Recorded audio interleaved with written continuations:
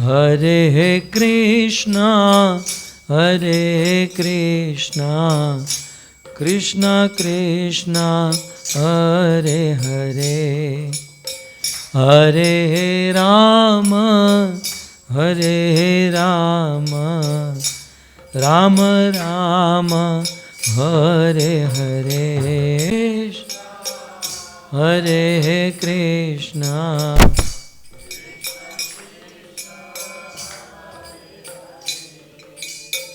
हरे राम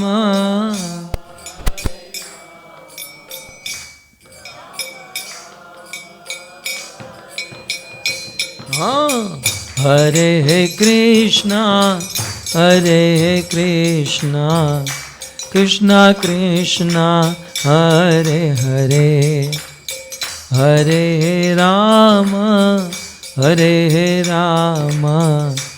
राम राम हरे हरे, हरे कृष्णा कृष्णा कृष्णा हरे हरे राम राम राम, राधा ब्रज वत्सल राधा ब्रज वत्सल राधा ब्रज वत्सल राधे,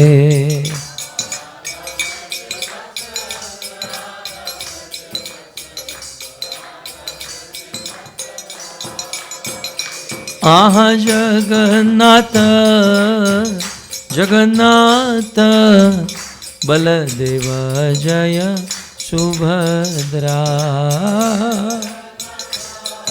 जय जगन्नाथ।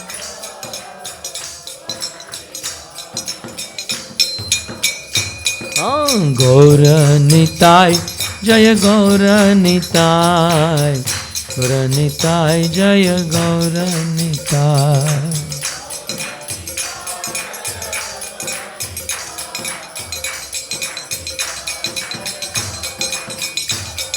रघुपति राघव राजा राम पतित पावन सीताराम,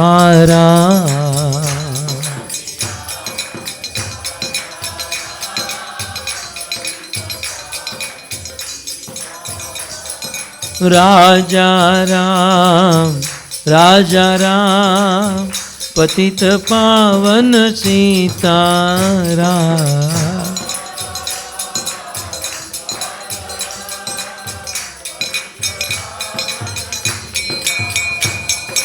रघुपति राघव राजा राम पतित पावन सीताराम,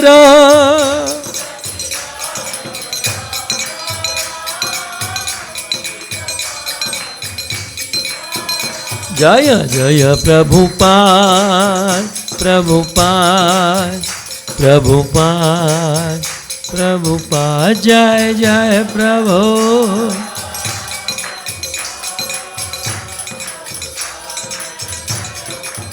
निताय गौर हरि बोल हरि बोल हरि बोल हरि बोल, निताय गौर हरि बोल।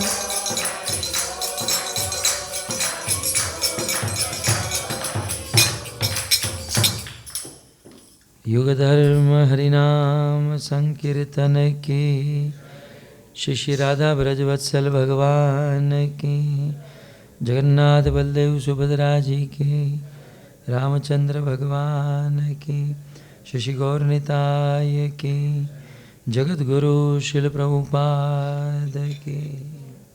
नमो विष्णुपादाय कृष्ण प्रेष्ठाय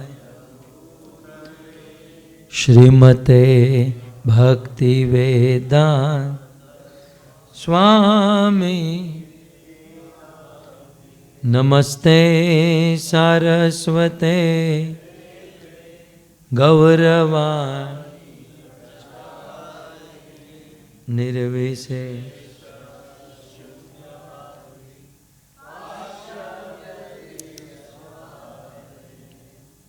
जगद्गुरु शिल प्रभुपाद की जय जय श्री राधा रमण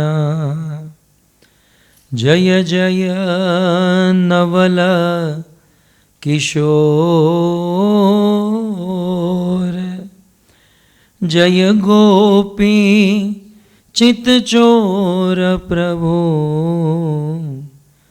जय जय माखन चोर जय जय माखन चोर। हरे कृष्णा। सब ठीक है। परम सौभाग्य है श्री श्री राधा ब्रज वत्सल जगन्नाथ बलदेव सुभद्रा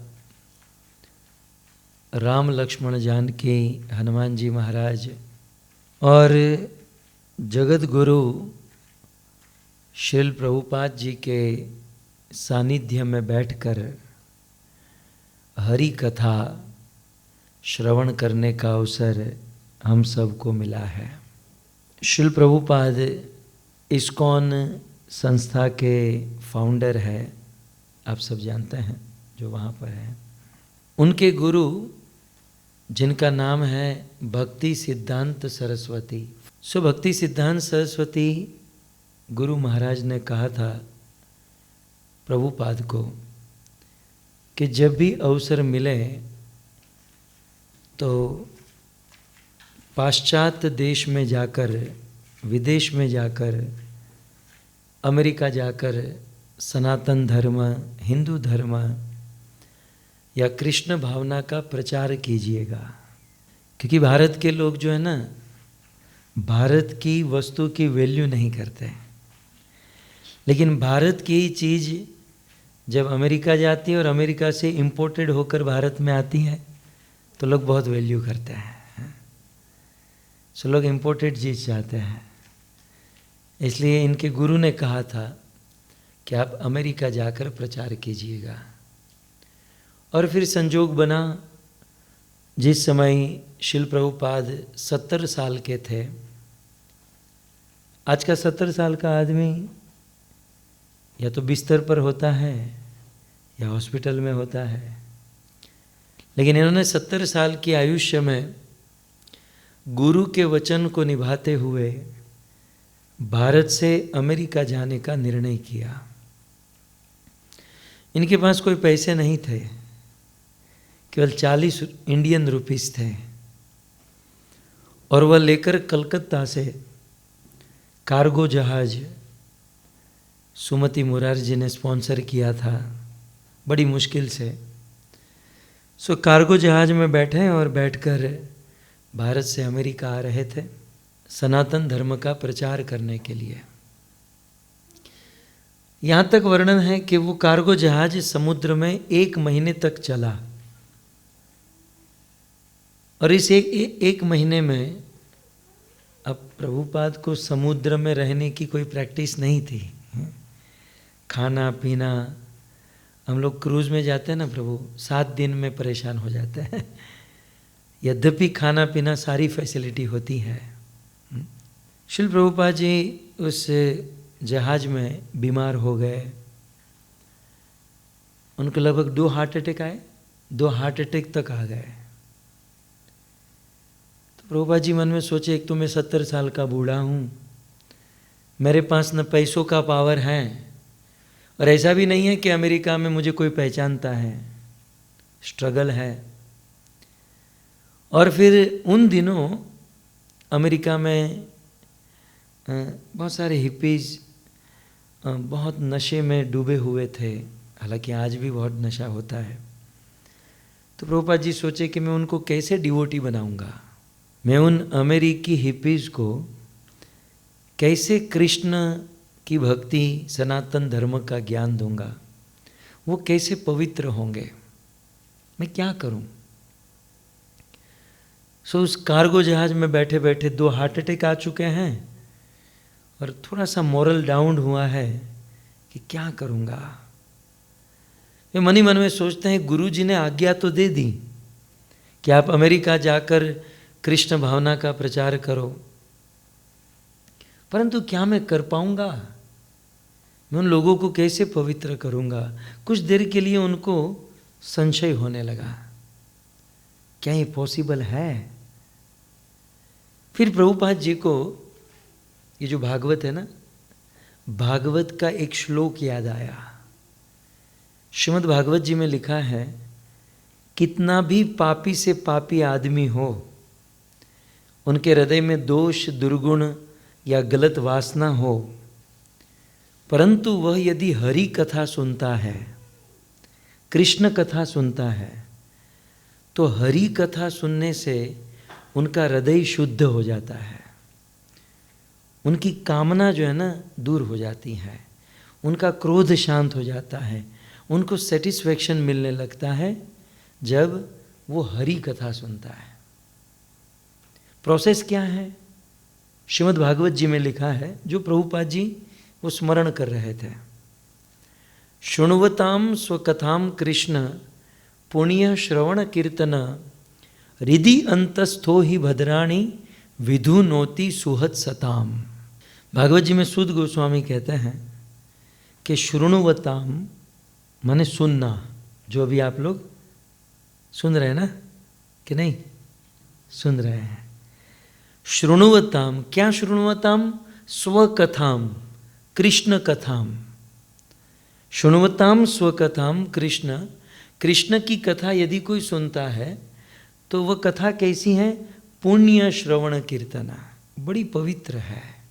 वहाँ पर भागवत जी में लिखा है, there is no difference between Krishna and Krishna कथा, राइट? कृष्ण में और कृष्ण की कथा में कोई अंतर नहीं है। तो जब हम कृष्ण कथा शृण्वताम, जब हम कृष्ण कथा सुनते हैं, अच्छा हम लोग सुनते किस इंद्री से सुनते हैं? हम लोग नाक से, मुंह से, आंखों से, किससे सुनते हैं? कानों से, राइट? तो कान के माध्यम से जब हम कृष्ण कथा सुनते हैं तो साक्षात भगवान कृष्ण कान के माध्यम से हमारे अंदर प्रवेश करते हैं।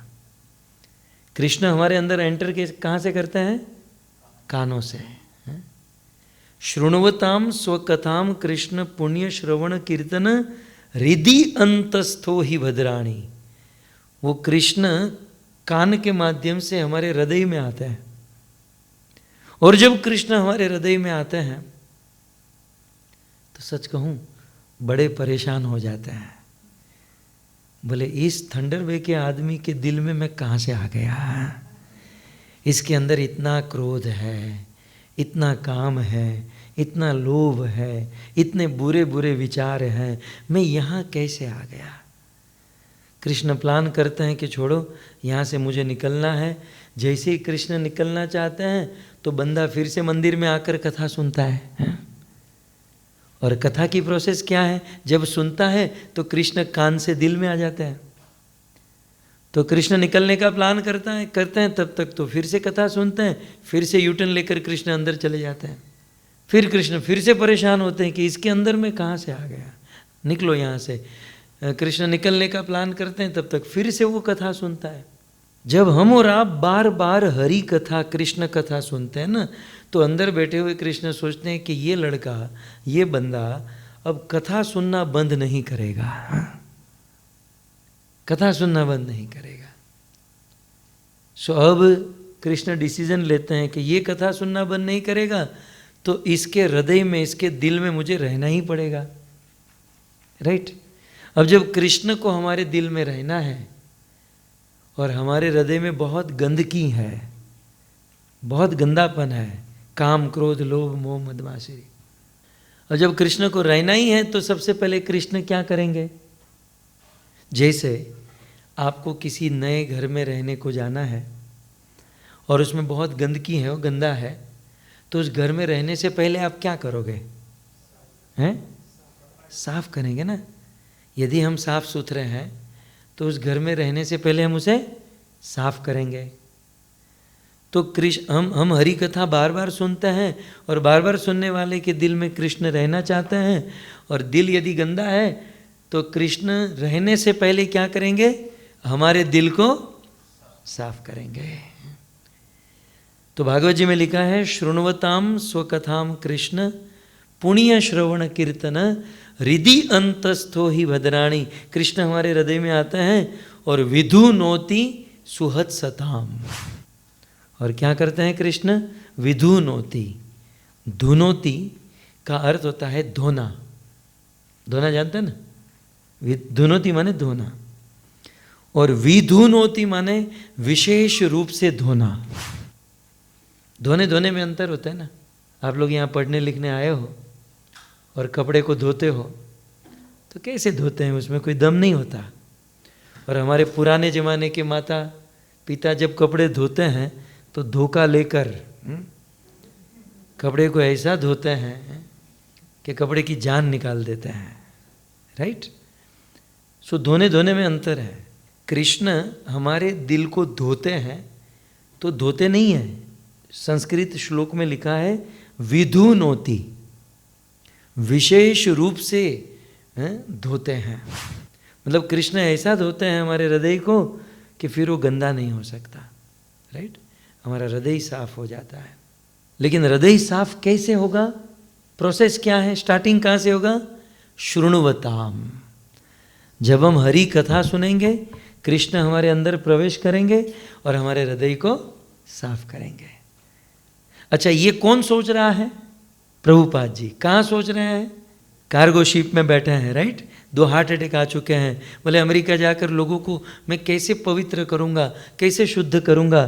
तब प्रभुपाद जी ने ये निर्णय लिया कि मुझे तो कुछ करना ही नहीं है। मुझे क्या करना है? हरि कथा सुनानी है। मैं हरि कथा, कृष्ण कथा लोगों को सुनाऊंगा, और यदि लोग कृष्ण कथा सुनेंगे तो कृष्ण ही उनके दिल में जाकर उनको पवित्र कर देंगे। तब प्रभुपाद जी ने डिसीजन लिया, मुझे अमेरिका जाकर अब लोगों को हरि नाम और हरि कथा सुनानी है। श्रील प्रभुपाद जी अमेरिका आ रहे थे, अभी इस्कॉन की स्थापना नहीं हुई थी। लेकिन इस्कॉन की स्थापना, ये संस्था की स्थापना करने से पहले प्रभुपाद ये सोच रहे थे, मानो इस्कॉन की नींव डाल रहे थे। इस्कॉन की नींव क्या है? श्रीमद् भागवतम, भागवत कथा, हरि कथा। सो आज हमारे थंडर बे में इतनी सुंदर हरि कथा, ऐसे यहाँ पर रोज हरि कथा होती है, सैटरडे संडे को विशेष रूप से होती है। राइट? और 2 दिन से हमें ये सेवा मिली है ना। सो ये जो हरि कथा हो रही है ना, यही श्रील प्रभुपाद जी की इच्छा थी।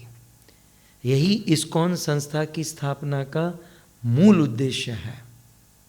यदि कितनी भी अच्छी संस्था हो लेकिन उसमें हरि कथा न हो ना, तो वो मंदिर व संस्था का कोई मतलब नहीं है। कथा और कीर्तन सबसे महत्वपूर्ण है। सो आज हमारा सौभाग्य है, हम लोग हरि कथा सुन रहे हैं, कृष्ण कथा सुन रहे हैं। राइट? और ये सुनना सबके बस की बात नहीं है। आप समझ रहे हैं? गोस्वामी तुलसीदास जी ने लिखा है, तुलसी पूर्व पापते हरि कथा न सुहाय। कई बार कुछ लोग हमारे प्रशांत जी इनविटेशन देते हैं और पढ़कर आ तो जाते हैं, लेकिन कथा में बैठ नहीं पाते। कथा में बैठे 2-5 मिनट बैठेंगे, उठकर चले जाएंगे। और यदि 1-2 घंटा बैठ भी गए तो इतना हिलेंगे हैं। और कुछ लोग इतना आसन बदलेंगे, कभी पाँव पीछे कर दिया, कभी ऐसे कर दिया, कभी हैं। रामदेव बाबा उतना आसन नहीं जानते जितना श्रोता लोग आसन जानता है। इतना आसन बदल देता है। बेचारे का प्रॉब्लम क्या है? कथा में आनंद नहीं है। हरि कथा न सुहाए, कथा नहीं सुहाती है। कुछ लोग कथा में बैठ भी गए तो कथा में मन नहीं रहता। इतना बड़ा हॉल 2 पंखे ही क्यों लगाए हैं, इसमें मन जाता है। और इतने बड़े हॉल में इतने छोटे छोटे पंखे काम करते हैं, बस यहाँ वहाँ ध्यान चला जाता है। राइट? ये सब क्यों होता है जानते हैं? हरि कथा न सुहाए। क्यों? क्योंकि तुलसी पूर्व पापते, पूर्व में हमने बहुत पाप कर रखे हैं, वो जो पाप है ना, हरि कथा सुनने नहीं देता है, हरि कथा में इंटरेस्ट नहीं लेने देता है। सो हरि कथा में बैठ नहीं पाते, सुन नहीं पाते, क्यों? क्योंकि पाप है। और यदि आप लोग हरि कथा सुन रहे हैं ना, इसका अर्थ यह कि आपने बहुत पुण्य किया है। आपको कि हम तो छोटे हैं, अभी हमारी उम्र भी नहीं है, आपके माता पिता ने बहुत पुण्य किया है, जिसका फल आपको मिल रहा है। आप हरि कथा में बैठे हैं और कथा सुन पा रहे हैं, समझ पा रहे हैं, इसमें इंटरेस्ट ले रहे हैं। बाकी ये सबके बस की बात नहीं है। भागवत जी में लिखा, पद्म पुराण का ये वचन है, व्यास मुनि का नाम सुना है ना आपने, वेद व्यास। वो कहते हैं, भाग्योदयेन बहुजन्म समार्जितेन सत्संगम च लभते पुरुषः यदा वै। भाग्य उदयेन, जब अनंत अनंत जन्मों की सुकृति और पुण्य का उदय होता है, तब आदमी भाग्यशाली बनता है। और ऐसे भाग्यशाली व्यक्ति को भाग्योदयेन बहुजन्म समार्जितेन, बहुत बहुत जन्म के भाग्य जब उदय होते हैं, तब सत्संगम च लभते, तब सत्संग प्राप्त होता है। आप ऐसा मत समझिए रैंडमली हम लोग यहाँ वहाँ जा रहे थे, आकर बैठ गए। वैसे कहीं ना कहीं तो बैठना था, आज मंदिर में आकर बैठ गए, नहीं, ऐसा मत समझिए। आज आप मंदिर में, ये सत्संग में बैठे हैं ना, इसके पीछे बहुत कुछ है। भाग्योदयेन बहुजन्म, बहुत बहुत जन्म में पुण्य और सुकृति किए हैं, तब जाकर हम और आप आज यहाँ पर बैठे हैं। सत्संगम च लभते, मिला है। और बिना भाग्य के यदि सत्संग में आ भी जाए तो आदमी टिक नहीं पाएगा, है ना। वो जो पाप है ना, वो टिकने नहीं देगा। मैं अक्सर एग्जाम्पल देता हूँ। आप लोग भारत, मुंबई में गए हो कभी? मुंबई का नाम सुना है? मुंबई में गेटवे ऑफ इंडिया है, राइट।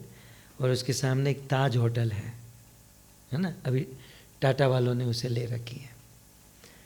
तो एक आदमी गेटवे ऑफ इंडिया पर घूम रहा है मुंबई में, उसको भूख लगी है।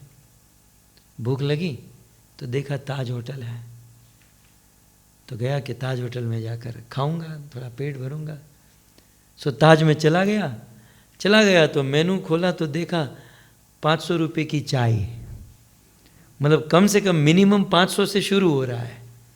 और जेब में देख रहा है 5 रुपया, उसके जेब में केवल 5 रुपया है। और वहाँ भोजन की बात तो दूर रही, चाय 500 से शुरू होती है। वो बंदा चला तो गया, लेकिन वो ताज होटल में टिक नहीं पाएगा, तुरंत वहाँ से बाहर आएगा और वहाँ पर ठेला होता है ना, वहाँ का वड़ा पाव खाकर चला जाएगा। समझ रहे हैं आप? जैसे बिना पैसों के वो ताज में बैठ नहीं पाया और चला भी गया तो वो टिक नहीं पाया, ठीक उसी प्रकार बिना पुण्य के हम सत्संग में बैठ नहीं पाएंगे। और बिना पुण्य के यदि बैठ भी गए तो टिक नहीं पाएंगे। हम सत्संग में बैठ भी रहे हैं और टिक भी रहे हैं, इसका अर्थ है कि बहुत पुण्य किए हैं हमने। हमारे माता पिता ने, बाप दादाओं ने बहुत पुण्य किए हैं, जिनके फल स्वरूप हमें आज ये अवसर मिला है। और जब ये अवसर मिला ही है तो फिर इसे गंवाना नहीं चाहिए, इसे और बढ़ाना चाहिए, है ना। जैसे हम लोग उपनिषद में एक कथा सुनते हैं कि गुरुकुल में 2 शिष्य पढ़ने के लिए गए और गुरुजी ने पूरी शिक्षा उसे प्रदान कर दी। शिक्षा प्रदान करने के बाद गुरुजी ने दोनों को चने दिए। चना जानते ना, क्या कहते हैं इंग्लिश में? आऊ शा माटे चनो रेवा दीधो तो इतना लंबा, इतना घुमा के। चना बोलने में मतलब एक आनंद है, उसको क्या बोलते हैं आप? मन दिए वोटे ही नहीं चढ़े चीख पे तो चना, बराबर। तो गुरुजी ने चना दिया, दोनों को चने दिए और कहा कि देखो मैंने आपको विद्या तो दे दी, लेकिन 1 साल के बाद आशीर्वाद दूंगा, राइट। ये दोनों चना रखो, जाओ। दोनों अपने अपने घर पर गए। एक था मेरे जैसा, मैंने गुरुजी ने चने अच्छे दिए हैं, वो भूंज कर खा गया।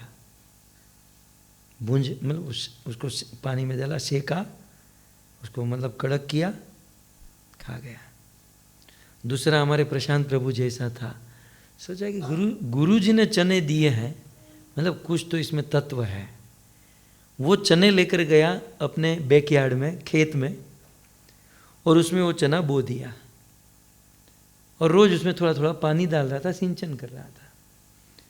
गुरु जी ने 1 साल के बाद दोनों को कहा कि भाई विद्या तो मैंने दी थी, अब आशीर्वाद देना बाकी है ना, तो दोनों जरा आ जाओ और मैंने वो जो चने दिए थे ना वो लेकर आना।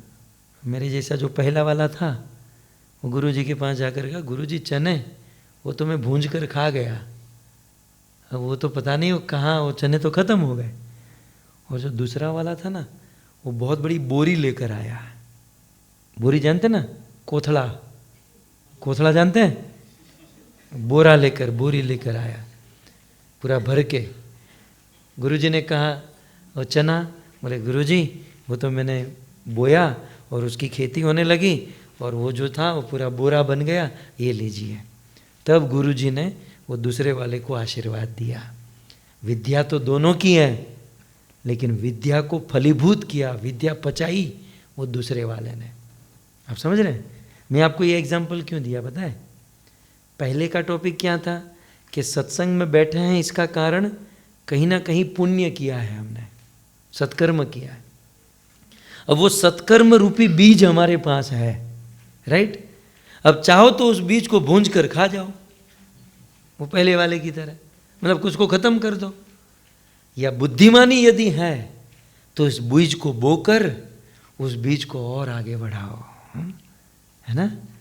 सो जो पुण्य है, जो सुकृति है, उसे हमें और आगे बढ़ाना चाहिए, और आगे बढ़ाना चाहिए, राइट? और वो आगे कैसे बढ़ेगा? श्रवण कीर्तन, श्रवण करेंगे, कथा सुनेंगे, कीर्तन करेंगे, इससे हमारी पुण्य सुकृति आगे बढ़ेगी। तो ये बहुत सुंदर अवसर है श्रवण कीर्तन करने का। वैसे इंग्लिश में तो ये सुनाते ही होंगे, आप इंग्लिश में सुनाते हैं, है ना? बड़े अपने मधुर कंठ से इंग्लिश में सुनाते हैं, मैं हिंदी में सुनाता हूँ। हिंदी सब समझते हैं ना? आप नहीं समझते? आपके पीछे है, समझते हैं, ठीक है। सो हिंदी में आइए, यहाँ पर जो ग्रंथ पढ़ा है ना, यह है श्रीमद् भागवत का 3rd कैंटो। शायद इसीलिए हमें प्रभु जी ने कहा कि आप देवहूति माता और करदम जी का चरित्र सुनाइए। हम लोग जब आ रहे थे हमारे निवास स्थान से यहाँ पर, तो मैंने कहा प्रभु जी बताइए आज क्या कथा करनी है, क्या बोलना है मुझे। सो इन्होंने कहा कुछ भी सुनाइए, कल वाली बात, कुछ भी सुना दीजिए। मैंने कहा नहीं आप कुछ कहिए, उस पर हम कुछ चर्चा करेंगे। तो उन्होंने कहा गृहस्थ जीवन के ऊपर कुछ बताइए, और गृहस्थ जीवन के ऊपर भी बहुत सारी बातें होती हैं।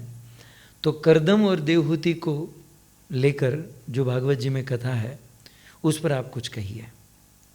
आप में से कुछ लोगों के लिए ये नाम नया होगा, राइट?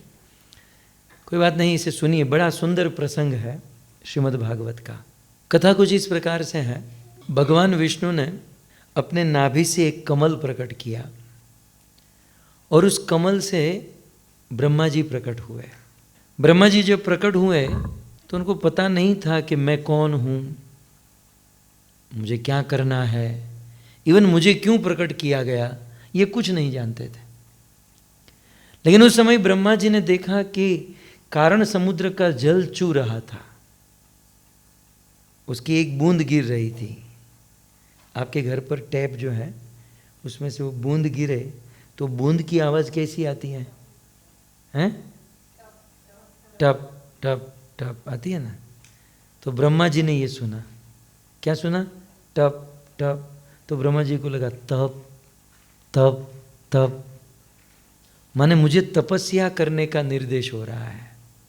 अब देखो तो सही, वो टैप की आवाज़ सुनकर तपस्या में लग गए और यहाँ साधु की आवाज़ सुनकर कोई तपस्या नहीं कर रहा है ना? वो इतने महान निकले कि वो पानी की बूंद गिर रही थी टप टप टप, तो वहाँ से तप तप तप समझ गए और 100 साल तक तपस्या की है।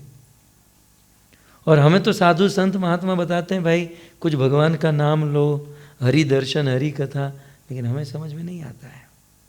और इसीलिए तो वो ब्रह्मा है, वो ब्रह्म में है और हम लोग ब्रह्म में हैं, इसलिए तो ब्रह्मा है और हम ब्रह्मा है। सो ब्रह्मा जी की महिमा। ब्रह्मा जी ने 100 साल तक तप किया। कितना? 100 साल तक। और ब्रह्मा जी की तपस्या से भगवान विष्णु प्रसन्न हुए और प्रसन्न होकर भगवान विष्णु ब्रह्मा के सामने प्रकट हो गए। और प्रकट होकर भगवान विष्णु ने क्या किया, सब भागवत जी में इस ग्रंथ में लिखा है, राइट। भगवान विष्णु ने ब्रह्मा के हृदय में सारे वेदों का ज्ञान प्रकट कर दिया। आप समझ रहे हैं? श्लोक में क्या लिखा? तेने ब्रह्म हृदा आदि कवये, आदि कवि ब्रह्मा के हृदय में एक घड़ी में, एक सेकंड में सारा ज्ञान प्रकट कर दिया। मैं ये जो प्रवचन कर रहा हूं ना 25-30 साल से कर रहा हूं। शुरू में मुझे ये बात लोगों को समझाने में बड़ा कष्ट होता था, लोग समझ नहीं पाते थे। लेकिन आज के आधुनिक युग में तो इसे तुरंत समझ सकते हैं कि भगवान विष्णु ने एक सेकंड में ब्रह्मा को सारा ज्ञान कैसे दे दिया। साधारण मनुष्यों की ये खोज, ये प्रगति है कि किसी एक कंप्यूटर में कोई डेटा है, पेन ड्राइव या हार्ड डिस्क डालो, कॉपी करके पेस्ट करो तो यहाँ का सारा नॉलेज, सारा ज्ञान, सारा डेटा एक सेकंड में वहाँ चला जाता है ना। आजकल तो 1 गीगाबाइट की स्पीड है, कितना तेज गति से डेटा ट्रांसफ़र होता है।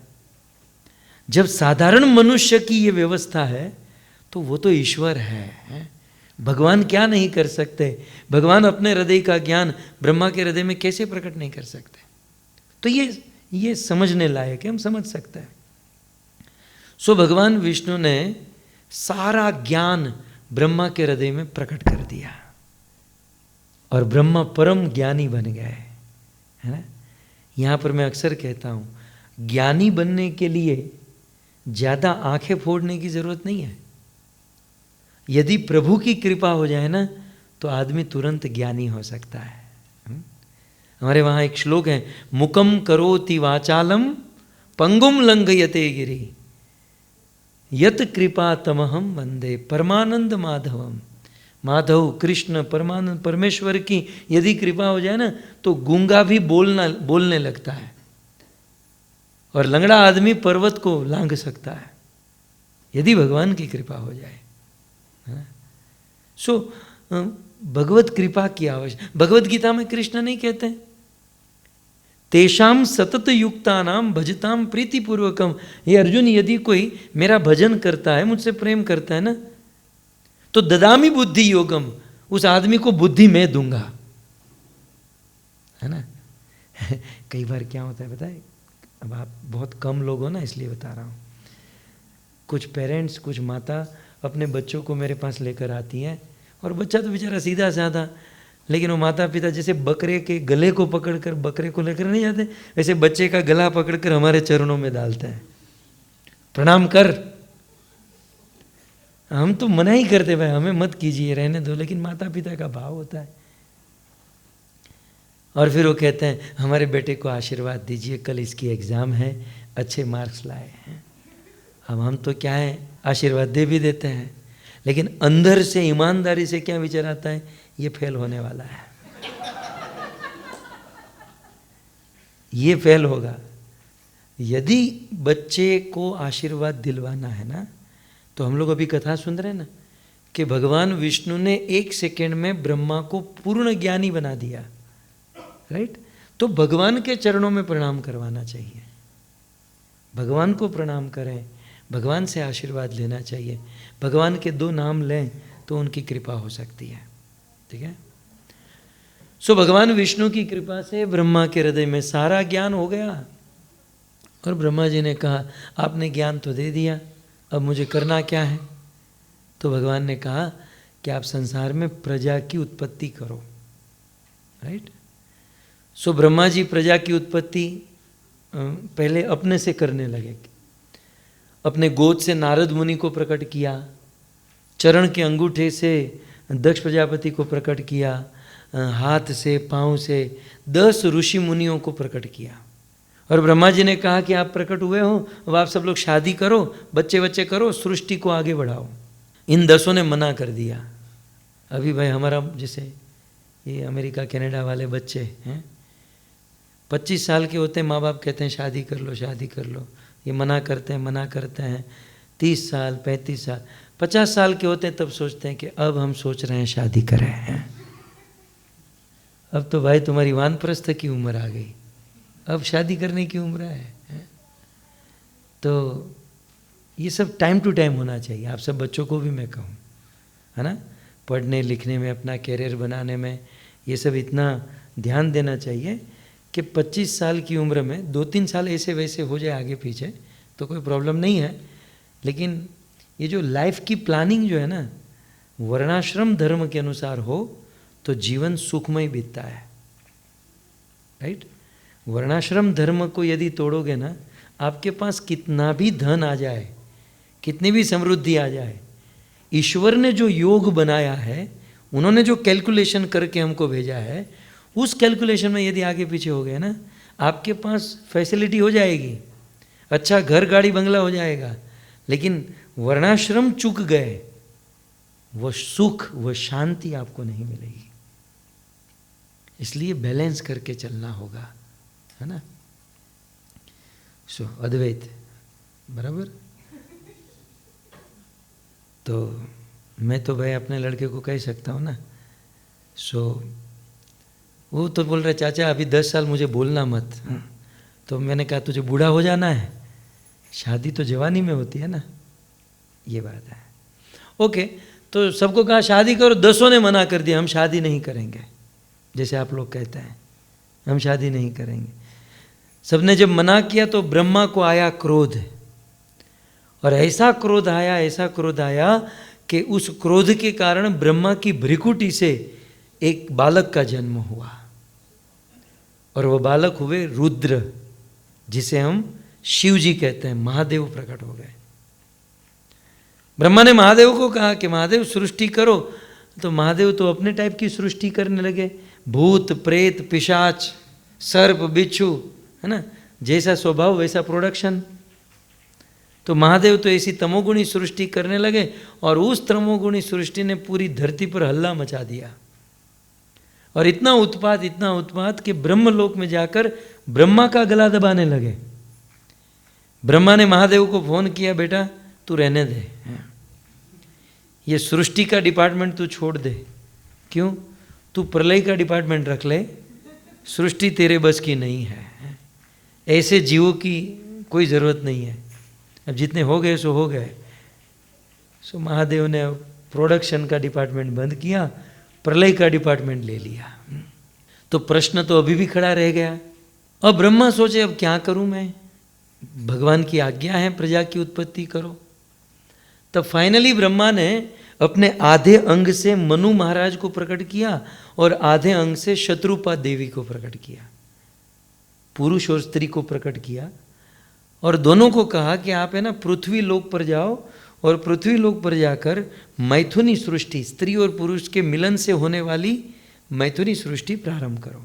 मनु और शत्रुपा इस पृथ्वी पर आए, और पृथ्वी पर आकर मैथुनी सृष्टि प्रारंभ की है, और इस सृष्टि पर प्रथम 5 संतान हुई, 2 पुत्र और 3 कन्या, है ना। मनु महाराज से जो सृष्टि, अब वो तो पूरा संसार, फिर उसके बेटे सब ब्रांचेस सब कुछ, तो संसार भर गया। लेकिन मूल में कौन थे? मनु महाराज, राइट। इसलिए मनुष्य के मूल जो है ना, वो मनु महाराज है। ये मनुष्य का नाम ही किससे बना? मनु महाराज से बना। हम लोग मनु के वंशज हैं। मनु की परंपरा में ऋषि मुनि सब लोग, और फिर गोत्र चला, उस परंपरा में हम सबका जन्म हुआ है। इसलिए हमको मानुज कहते हैं या मनुष्य कहते हैं। लेकिन हमारे डार्विन ने हमको क्या पढ़ाया? बच्चों हमारे पूर्वज कौन थे? वो डार्विन तो अभी मुझे मिलेगा नहीं, लेकिन वो मिलता तो मैं उसे कहता कि तुम्हारे पूर्वज बंदर होंगे, जैसा तू स्टेटमेंट दे रहा है ना, उसे लगता है तेरे तो पूर्वज बंदर ही होंगे, लेकिन हमारे पूर्वज बंदर नहीं, हमारे पूर्वज ऋषि मुनि है, हमारे पूर्वज मनु महाराज है, राइट। ये है भागवत का ज्ञान है। सो मनु महाराज के 5 संतान हुए, उनमें 2 पुत्र हुए। छोटा पुत्र था जिसका नाम था उत्तानपाद। छोटे बेटे का नाम क्या था? उत्तानपाद।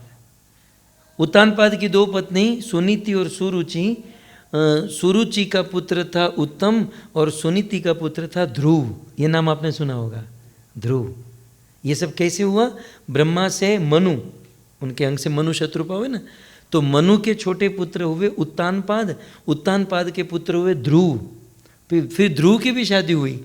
ध्रुव का पुत्र हुआ संवत, संवत का पुत्र हुआ वत्सर, वत्सर के पुत्र हुए पुष्णार्थ, पुष्णार्थ के पुत्र उसकी परंपरा में हुए राजा अंग, अंग के पुत्र हुए वैण, और वैण के शरीर से भगवान का एक अवतार हुआ पृथु महाराज का। ये सब परंपरा है भागवत जी में ये। अच्छा, फिर मनु महाराज जिसकी हम लोग बात कर रहे हैं, मनु और शत्रुपा का बड़ा पुत्र हुआ, और एक पुत्र हुआ जिसका नाम था प्रियव्रत। क्या नाम था? प्रियव्रत। इनकी कथा भागवत के 5वें स्कंध में है, 5वें स्कंध में प्रियव्रत की बहुत सुंदर कथा है। मनु महाराज का बड़ा बेटा था प्रियव्रत, और मनु महाराज ने कहा शादी करो। इन्होंने फिर से मना कर दिया, मैं शादी नहीं करूँगा। क्यों? बोले मैं ब्रह्मचारी रहूँगा। फिर मनु महाराज ने, ब्रह्मा जी ने मनाया कि भाई शादी करो, भगवान की आज्ञा है, और भक्ति जो है ना शादी करके भी हो सकती है। तब प्रियव्रत ने विवाह किया। विवाह किया, 1 कन्या और 10 पुत्र हुए, और उनमें से 3 पुत्र सन्यासी हो गए, कवि, महावीर और संवत। और बाकी जो 7 पुत्र थे वो 7 द्वीप के राजा हुए। 7 द्वीप आप सुनते हैं? हमारे यहाँ 7 द्वीप है और 7 समुद्र है। और वो कैसे हैं पता है? जलेबी खाई है आपने? जलेबी नहीं खिलाते आप? नहीं बनाते हम लोग जलेबी। वो गोल गोल होता है ना, बीच का गोल, फिर उसके बाद वाला गोल, फिर उसके बाद वाला। तो ये 7 गोल जो है ना, मतलब 7 गोलाई में, मतलब बीच में जो है वो द्वीप, आइलैंड है, और सबके बीच में जो आइलैंड है वो है जम्बू द्वीप, और उसके आजू बाजू में जो समुद्र है वो खारे पानी का सॉल्टी समुद्र है। उसके बाद शाक द्वीप, कोच द्वीप, ऐसे 7 द्वीप हैं और 7 समुद्र हैं। अक्सर हमने फिल्मों में सुना था, 7 समंदर पार तेरे पीछे पीछे आ गई, हुआ था ना, वो ये वाला 7 समुद्र, राइट। तो 7 समुद्र हैं, 7 द्वीप है। और ये प्रियव्रत महाराज के 7 बेटे थे ना, उन्होंने 7 बेटे को एक एक आइलैंड, एक एक द्वीप का राजा बना दिया। तो फिर से मैं आपको कंटिन्यू करूं। भगवान विष्णु से ब्रह्मा, ब्रह्मा के मनु, मनु के बड़े पुत्र हुए प्रियव्रत, प्रियव्रत के बड़े पुत्र हुए अग्निग्रह, अग्निग्रह के बड़े पुत्र हुए नाभि, नाभि के पुत्र हुए भगवान ऋषभदेव। भगवान ऋषभदेव का नाम आपने सुना होगा। और भगवान ऋषभदेव के 100 पुत्र हुए, और उनमें से बड़े पुत्र का नाम था भरत, जिस भरत के नाम से हमारे देश का नाम पड़ा भारत। ये है हमारी परंपरा, हमारा इतिहास। सो ये तो हुआ मनु महाराज के 2 पुत्र की परंपरा। मनु महाराज की 3 कन्या है, आकुति, प्रसूति और देवहूति। आकुति जिसका विवाह रुचि प्रजापति के साथ हुआ, उससे उनको ट्विंस हुए, यज्ञ और दक्षिणा। और यज्ञ दक्षिणा का विवाह हुआ, उससे 12 पुत्र हुए, तोष, प्रतोष, संतोष, इस प्रकार के 12 नाम हैं। मनु और शत्रुपा की 3 कन्या में से एक तो ये हो गई आकुति, और एक कन्या थी जिसका नाम था प्रसूति। क्या नाम था? प्रसूति। प्रसूति का विवाह दक्ष प्रजापति के साथ हुआ, ठीक है। और प्रसूति और दक्ष की 16 कन्या हुई। 13 कन्या का विवाह धर्म के साथ हुआ। 13वीं जो कन्या थी उसका नाम था मूर्ति, विवाह हुआ धर्म के साथ, और उसी से भगवान नर और नारायण का जन्म हुआ, जो बद्रीनाथ धाम में है ना, नर नारायण भगवान। फिर प्रसूति और दक्ष प्रजापति की 14वीं कन्या थी जिसका नाम था स्वादा, उनका विवाह पितृगण के साथ हुआ। 15वीं कन्या थी स्वाहा, जिसका विवाह अग्नि देवता के साथ हुआ, है ना। अग्नि की पत्नी कौन? हाँ। हम लोग जब यज्ञ करते हैं तो क्या बोलते हैं? आप तो सब जानते हैं। यज्ञ करते तो क्या बोलते हैं? क्यों? हाँ, क्योंकि स्वाहा जो है ना अग्नि की पत्नी है, बराबर। अब यज्ञ में जब हम आहुति डालते हैं तो आहुति में तो घी होता है ना, जौ तल घी, मतलब सब उसमें ऑयली होता है ना घी। और तो अग्नि में जब हम आहुति डालते हैं तो अग्नि ऐसे भड़कती है, राइट। और हो सकता है जो बैठे हैं सबके ऊपर आ जाए। तो आहुति डालते समय अग्नि जो है ना, आहुति जैसे ही डालेंगे तो वो पागल सी हो जाएगी, भड़केगी। लेकिन हम स्वाहा बोलते हैं ना तो अग्नि सीधी हो जाती है, क्योंकि स्वाहा उसकी पत्नी का नाम है। आदमी कितना भी खूंखार हो, पत्नी का नाम सुनते ही बेचारा सहम जाता है, गाय हो जाता है। आप समझ गए? अभी आपने सुना तो होगा कि अग्नि में आहुति डालते समय स्वाहा स्वाहा बोलते हैं। कारण आज आपने समझ लिया ना, कि स्वाहा इसलिए बोलते हैं कि अग्नि अनकंट्रोल न हो जाए, अग्नि भड़क न जाए, है ना, बाहर न आ जाए। स्वाहा अग्नि बिल्कुल जैसे आप आहुति डालोगे ना वो बाहर आनी है, आपके ऊपर भी आ सकती है, लेकिन स्वाहा बोलेंगे ना वो टट्टार हो जाएगी, बिल्कुल ऐसे शांत हो जाएगी और कहेगी स्वाहा मेरी पत्नी है ये तो। एक आदमी ने अपनी पत्नी को फोन किया कि 10 साल के बाद मेरे कॉलेज के फ्रेंड्स मिले हैं और मेरे घर पर मेरे 10 फ्रेंड को मैं लेकर आ रहा हूँ, सबके लिए रोटी बनाओ, ऊंधिया बनाओ, पूड़ी बनाओ, सब्जी बनाओ, दाल बनाओ, ये बनाओ, भजिया बनाओ। पत्नी ने कहा नहीं बनाऊंगी तो तो हम रेस्टोरेंट में खा लेंगे, तो हम रेस्टोरेंट में खा लेंगे, तुम कष्ट मत उठाओ। सो पत्नी के सामने ऐसा, और पत्नी के सामने पति बिल्कुल गाय हो जाता है। इसका कारण आप जानते हो? टेक्निकल रीज़न है, मैं आपको बताऊंगा, किसी को बोलना मत, ये सब सीक्रेट बातें हो रही है। हमारे वेदों में लिखा है कि गृहस्थों के घर पर जब भी कोई भोजन बनता है तो पहली रोटी जो है ना गौ माता को खिलानी चाहिए। किसको खिलानी चाहिए? हमारे बाप दादा ऐसा करते थे, घर पर जब रोटी बनती थी तो पहली रोटी जाओ गाय को खिला कर आओ, तो पहली रोटी गौ माता को, गाय को खिलाते थे। और भोजन जब सब कुछ हो जाए तो अंतिम रोटी जो है ना कुत्ते को खिलानी चाहिए। किसको खिलानी चाहिए? अंतिम रोटी। अब ज़माना बदल गया, हाँ ज़माना बदल गया, इतना फास्ट ज़माना, तेज़ ज़माना हो गया।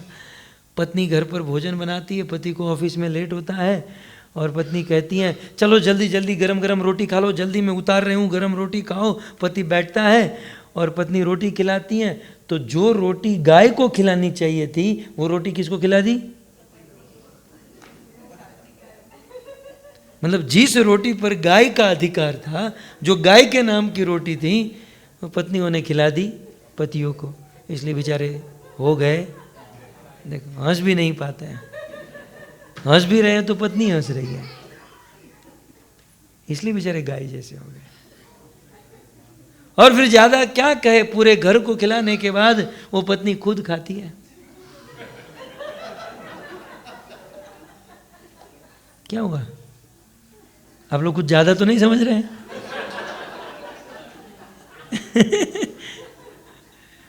इसलिए फिर स्वभाव हो जाता है कुछ ऐसा चिल्लाने का, डांटने का। ये एक्चुअली ये बात मैंने कहाँ से सुनी पता है? मैं एक बार राजस्थान में कथा कर रहा था, तो कथा में साधु संत आते हैं ना, एक साधु बिल्कुल फरेल खोपड़ी का था, वो गृहस्थ जीवन में बेचारा थक गया था, इसलिए सन्यासी बन गया। और मैंने उसको कहा भाई साधु महाराज मंच पर आइए, कुछ बोली। तब वो ये चीज़ बोला, जो भी है ये कोई कहीं लिखा नहीं है, आप लोग हंसी मजाक के लिए कह रहा हूँ, लेकिन बंदे ने बात बहुत अच्छी की तो मैं अक्सर सुना देता हूँ। सो खैर मैं क्या कह रहा था, वो स्वाहा और अग्नि का, राइट। तो दक्ष प्रजापति और प्रसूति, मनु महाराज की बेटी है, दूसरी बेटी प्रसूति, उसका विवाह दक्ष के साथ हुआ और उसे 16 कन्या हुई। 13 कन्या का विवाह धर्म के साथ हुआ, 14वीं कन्या का विवाह पितृगण के साथ और स्वाहा का विवाह अग्नि देवता के साथ। और 16वीं कन्या किसकी? प्रसूति और दक्ष की 16वीं कन्या, जिसका नाम था सती, और सती का विवाह हमारे महादेव के साथ, शिव जी के साथ हुआ। बोले नमः पार्वती पतये हर हर महादेव। सो महादेव के साथ देवी सती का विवाह हुआ। आइए अब जो हमको मूल बात करनी है, हमने मनु महाराज और शत्रुपा की 5 संतान है ना, उसमें से 2 पुत्र की परंपरा सुन ली है ना। ये सब की अपनी अपनी एक कथा है, स्टोरी है, जो हम नहीं जा रहे हैं। और 3 कन्या, उसमें से प्रसूति और आकुति के बारे में सुना। अब एक सबसे बड़ी बेटी है, उसका नाम क्या है? देवहूति। दक्ष प्रजापति के जो कथा है ना, दक्ष बहुत सारे हैं। किसी युग में ये दक्ष हैं, किसी युग में दक्ष की बेटी जो रोहिणी और वो सब हैं, तो उनका विवाह चंद्रमा के साथ किया गया था। और चंद्रमा अन्य पत्नियों से टाइम नहीं देते थे, और इसलिए दक्ष प्रजापति ने चंद्रमा को श्राप दे दिया कि तुझे क्षय रोग होगा और मर जाएगा। फिर चंद्रमा ने शिव जी की आराधना की, शिव जी प्रकट हुए और शिव जी ने कहा तुम्हारे ससुर ने श्राप दिया है, तो श्राप तो मैं वो तो लगेगा, लेकिन मैं कुछ ऐड ऑन कर देता हूँ जिससे तुम बच जाओगे। तो तुम्हारे ससुर जी दक्ष ने श्राप दिया है, तुम्हारा क्षय होगा, धीरे धीरे तुम खत्म हो जाओगे, लेकिन मैं उसमें ऐड क्या कर वरदान देता हूँ कि तुम धीरे धीरे कम भी होगे, धीरे धीरे बढ़ते भी रहोगे। इसलिए चंद्रमा की कड़ा घटती है और बढ़ती है, राइट। और शिव जी ने चंद्रमा का इस प्रकार से उद्धार किया, इसलिए शिव जी का एक नाम पड़ गया सोमनाथ। चंद्रमा को सोम कहते हैं और उस सोम के नाथ बन गए और हो गया सोमनाथ, है ना। ये कथा है, ये वाले दक्ष नहीं है, दूसरे दक्ष है, राइट। उनकी बेटी की ये कथा है। यस, अलग युग की बात है। तो दक्ष बहुत सारे युगों में दक्ष का जन्म होता है। ओके, सो देवहूति का जन्म हुआ, राइट, मनु और शत्रुपा की बेटी के रूप में। जब देवहूति का जन्म हुआ तो देवहूति बचपन से ही शांत स्वभाव की थी, अपने माता पिता को मदद करती थी, जन्म से ही भगवान में रति मति गति पूर्ण रूप से लगी हुई थी, है ना। सुपूर्ण रूप से वो भगवान में उसका मन था। देवहूति धीरे धीरे बड़ी हुई। देखिए, जो बेटी होती है ना, उसको बड़ा होने में टाइम नहीं लगता। आप पेरेंट्स जो भी हैं यहाँ पर पूछिएगा, बच्चे ही बहुत नाटक करता है, बेटे जो होते हैं ना उसका नाटक ज़्यादा होता है, बेटियों का उतना नहीं होता है। वो तो कब दिन दोगुनी रात चौगुनी बढ़ती जाती हैं और माँ बाप को मदद भी करती हैं, तो बहुत दया का पात्र होती है। सो देवहूति देखते ही देखते बड़ी हो गई। 16 साल की हुई तो उनके पिता मनु और शत्रुपा ने कहा कि बेटा अब तुम्हारी शादी करवानी है, तो तुम्हें कैसा पति चाहिए, तुम्हें कैसा पति चाहिए। आज की बेटी को पूछो तुम्हें कैसा पति चाहिए, इतना लंबा लिस्ट निकलेगा कि 6 पैक होने चाहिए। પણ એ છોકરીને તો કહો તારું ફેમિલી પેક છે એનું શું? तुम्हारी एक्सपेक्टेशन 6 पैक की है, लेकिन तुम्हारा क्या, तुम्हारा कुछ है? तो 6 पैक ऐब होने चाहिए, गोरा चिट्टा होना चाहिए, बाल काले काले होने चाहिए, हैं, शूज़ एक लाल रंग का और एक येलो रंग का होना चाहिए। दोनों एक रंग का शूज़ हो तो आज की लड़कियों को अच्छा नहीं लगता, शूज़ अलग रंग के होने चाहिए। पैंट यहाँ से फटा हुआ होना चाहिए, पैंट जो है जीन्स यहाँ से फटा हुआ होना चाहिए। तो ऐसे ऐसे आजकल की कुछ डिमांड होती हैं, लेकिन देवहूति की डिमांड आप देखिए। देवहूति ने क्या कहा, पिताजी ये रूप रंग जो है ना ये ज़्यादा दिन तक टिकते नहीं है, मुझे तो गुणवान लड़का चाहिए। आप समझ रहे हैं, मुझे गुणवान लड़का चाहिए। मेरी एक्सपेक्टेशन वो कैसा दिखता है, कैसा पैसे वाला है, उस साइड में मेरी कोई एक्सपेक्टेशन नहीं है, लेकिन एक चीज़ है, गुणवान हो। लड़का यदि गुणवान हो ना तो जीवन भर तक अपने जीवन साथी का ध्यान रखता है ना। गुण महत्वपूर्ण होता है। किसी के गुणों से प्रेम करना सीखे, चमड़े से नहीं। ये चमड़े की सुंदरता ज्यादा दिन तक नहीं रहती है। या किसी से के पैसों से प्रेम ना करे, इसके पास बहुत पैसे हैं, धनी आदमी है, अच्छी गाड़ी है, बंगला है, ये है वो है, वो सब ज्यादा टिकता नहीं है। लेकिन गुण है किसी के अंदर तो वो जीवन भर तक टिकता है। गुणों से प्रेम करें। रुक्मणी ने कृष्ण से प्रेम किया, राइट। रुक्मणी ने कृष्ण को सिलेक्ट किया, तो रुक्मणी ने कृष्ण में क्या देखा? आजकल किसी लड़के लड़की को कहा ना, पहले तो आजकल के लड़के लड़की कहते ना, लड़के कहते हैं I am fall in love, Prabhu I am fall in love. फिर मैं उसका एक्सप्लेनेशन करता हूँ, मतलब तू ये तो मान ही रहा है ना कि तू गिरा है। फॉल इन लव मतलब तू गिरा है, अब जब गिरा है तो तुझे लगनी है। जो आदमी गिरता है ना उसको लगता है ज़्यादा। तो ये अच्छा, तुम किसी से प्रेम करते हो तो प्रेम का आधार क्या है? क्या देखकर तुमने प्रेम किया? तो कुछ लोग कहते हैं ना लव इज ब्लाइंड, ऐसे दिल से बोलते हैं लव इज ब्लाइंड, बस सीधो हम बरोबर बोल तो करा, love is blind. Love blind होता है? नहीं, प्रेम की आंखें होती हैं, प्रेम में ज्ञान होता है, राइट। और क्या ज्ञान होता है? जिससे प्रेम करें उनका गुण कैसा है? उसका परिवार कैसा है, वो किसके साथ उठता बैठता है, ये महत्वपूर्ण चीज है। ये रूप रंग पैसा वो तो सब लास्ट में वो भी देखा जा सकता है, लेकिन वो सब लास्ट में आता है। तो देवहूति ने क्या कहा? मुझे आपको कैसा लड़का चाहिए आप मुझे कह रहे हो ना, तो गुणवान होना चाहिए। और गुणों में भी सबसे बड़ा गुण कौन सा है आप जानते हैं? सबसे बड़ा गुण कौन सा है? Yes, very good. आपको यदि देखना हो ना किसी में ये गुण वो गुण वो ये गुण, एक गुण यदि किसी में है ना तो उसके अंदर सारे गुण आ जाते हैं।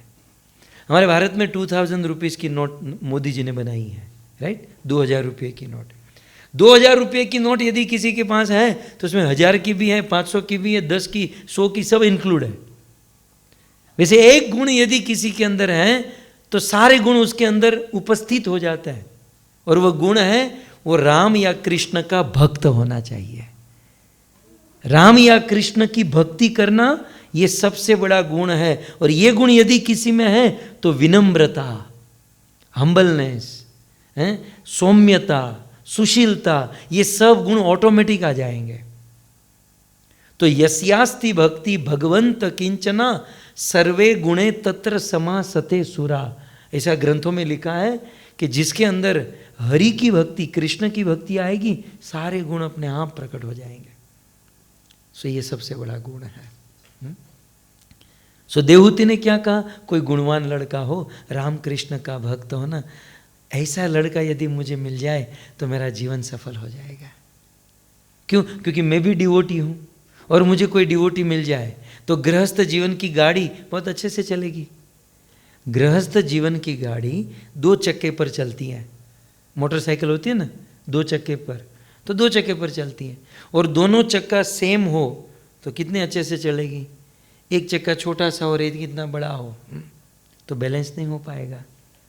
तो हम दोनों डिवोटी हो तो हम दोनों का, तो कोई डिवोटी लड़का हो तो आप देखिए, मनु और शत्रुपा खोजने लगे।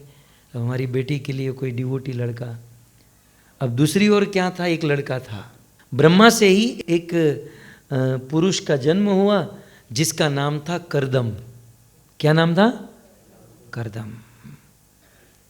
और ब्रह्मा ने करदम को जब जन्म दिया, करदम जी का जब जन्म हुआ तो करदम जी ने कहा, पिताजी आपने मुझे जन्म दिया है, बताइए मेरे लिए क्या आज्ञा है। ब्रह्मा जी ने कहा, बेटा करदम तुम शादी करो, ये मेरी आज्ञा है। आज का बाप यदि बेटे को कहे शादी करो, बेटा सीधा, आज के बाप को तो कहने की भी जरूरत कहाँ पड़ती है, सीधा लेकर ही आता है, पिताजी आशीर्वाद दीजिए, हमने कोर्ट मैरिज कर लिया है। लेकिन धन्य है करदम, ब्रह्मा जैसे पिता ने कहा विवाह करो तो सीधा विवाह नहीं किए। बोले विवाह करने से पहले मैं प्रभु को प्रसन्न करूंगा, प्रभु का आशीर्वाद लूंगा। तो कर्दम ऋषि तपस्या करने लगे और तपस्या करते करते करते करते 100 वर्ष बीत गया। कितने? 100 वर्ष।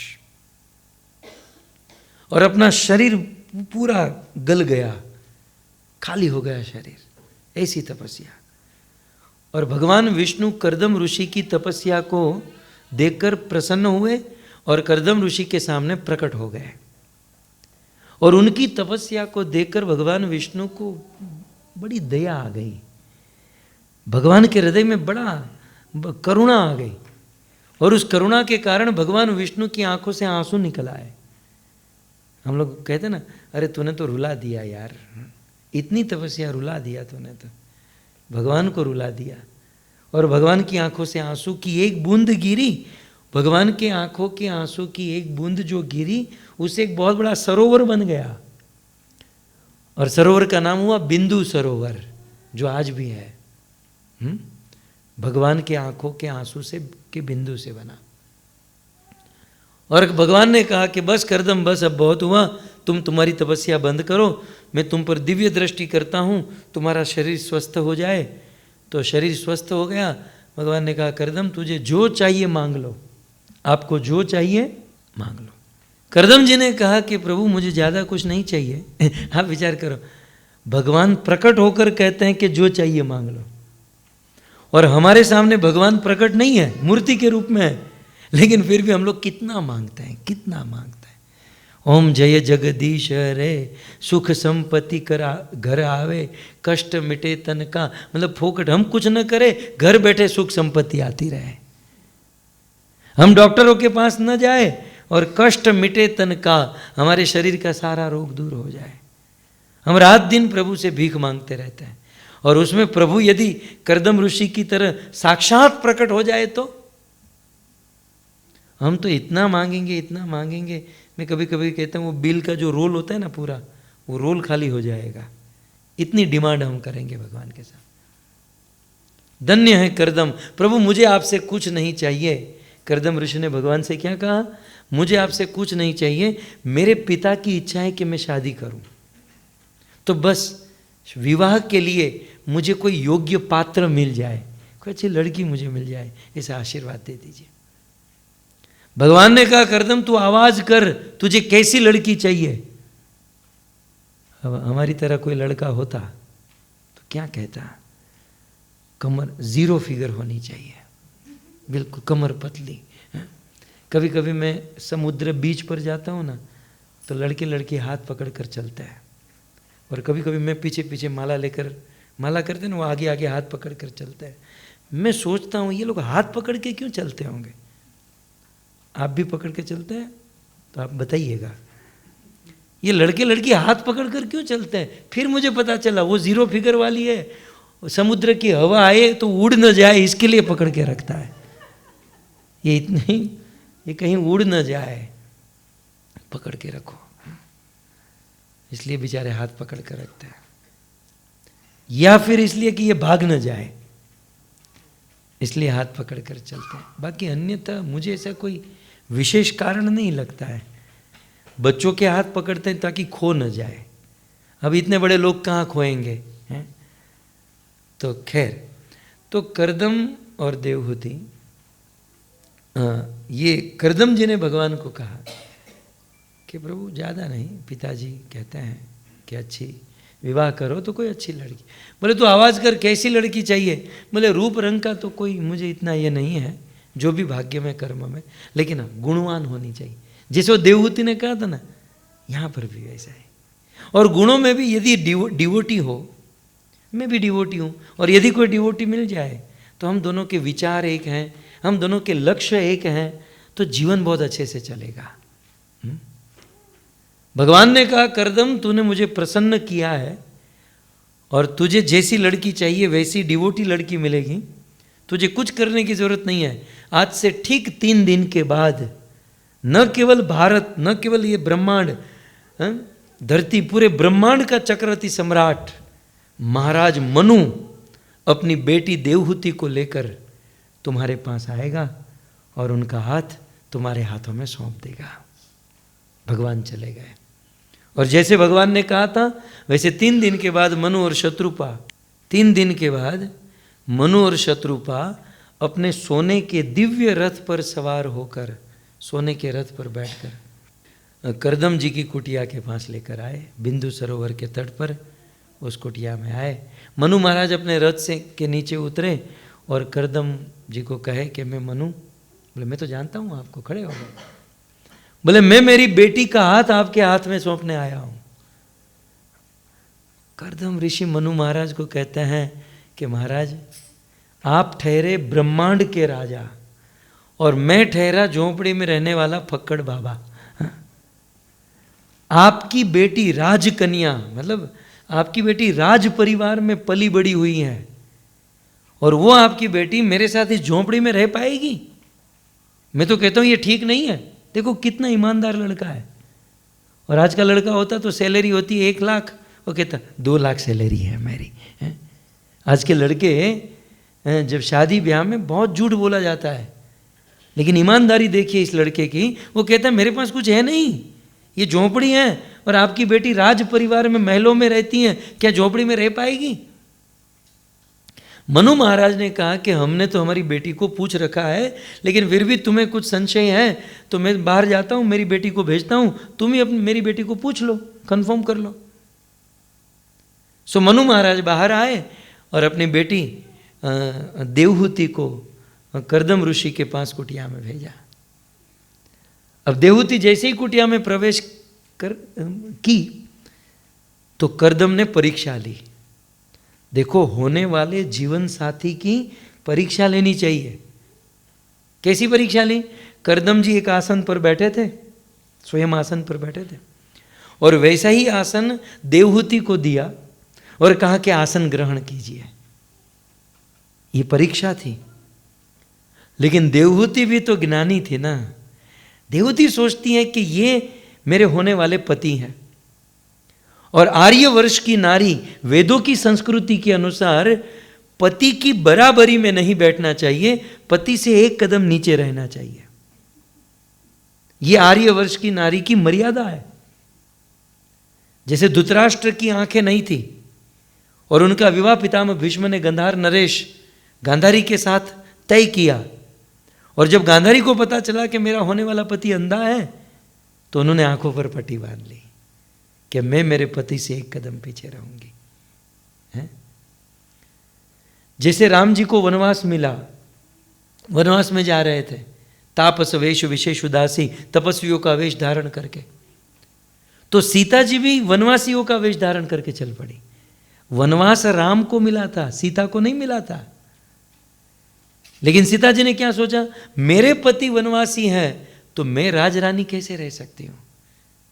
तो आर्यवर्ष की नारी वेदों की मर्यादा के अनुसार सदैव पत्नी पति से 1 कदम पीछे रहती है, जानबूझकर। और मतलब पीछे रहने का अर्थ यह है कि अपने पति को आगे बढ़ाती है, अपना श्रेय पति को देती है? ये आर्यवर्ष की नारी। अब देवहूति को कहा कि आसन ग्रहण करो, अब समान आसन है। देवहूति सोची समान आसन पर बैठूंगी तो पतिव्रता का धर्म भ्रष्ट हो जाएगा। हालांकि आजकल तो ये जमाना बदल गया है, लेकिन ये बड़ा सेंसिटिव सब्जेक्ट है। उन दिनों ये सब मर्यादा बहुत चलती थी, धर्म। तो देवहूति सोचे, और हाँ, यदि आसन ग्रहण न करूं तो होने वाले पति की आज्ञा का उल्लंघन हो जाएगा। इसे कहते हैं धर्म संकट। आसन ग्रहण करूं तो होने वाले पति की बराबरी हो जाएगी, आसन ग्रहण न करूं तो होने वाले पति की आज्ञा का उल्लंघन हो जाएगा। क्या करें? ये करो तो भी प्रॉब्लम हो, ना करो। तब देवहूति भी तो देवहूति है? देवहूति बड़ी बुद्धिमान है। उन्होंने क्या किया? उन्होंने अपना हाथ आसन पर रख दिया। हाथ आसन पर रखने का अर्थ है आसन ग्रहण कर लिया। हाथ आसन पर रखा और स्वयं नीचे बैठ गई, तो आज्ञा का स्वीकार भी हो गया और होने वाले पति की बराबरी भी नहीं हुई। और करदम जी ने सिलेक्ट कर लिया, है तो बुद्धिमान, है ना। जीवन साथी के साथ जब डिस्कशन हो तो ये करना चाहिए। हमारे वहाँ लड़के लड़की की जब मीटिंग होती है ना, तो ये बहुत हरक फदुड़े होते हैं। अच्छा बताओ लास्ट मूवी कौन सा देखा था? अच्छा तुम्हें कौन सा कलर पसंद है? कलर कौन सा कलर पसंद है, रेड के पर्पल? ये सब पूछना चाहिए। सीधा सीधा पूछना चाहिए कि सब्जी बनानी आती है, रोटी बनती है कि उल्टा सीधा चलता है? ये सब जहाँ जीवन का प्रश्न होता है वहाँ कौन सा कलर, कौन सा मूवी, ये सब नहीं होना चाहिए। वहाँ सैद्धांतिक तौर पर हमें ये ग्रंथ सिखाते हैं कि हमें क्या डिस्कशन करनी चाहिए। सो बहुत सुंदर ये डिस्कशन हुआ और करदम जी ने सिलेक्ट कर लिया।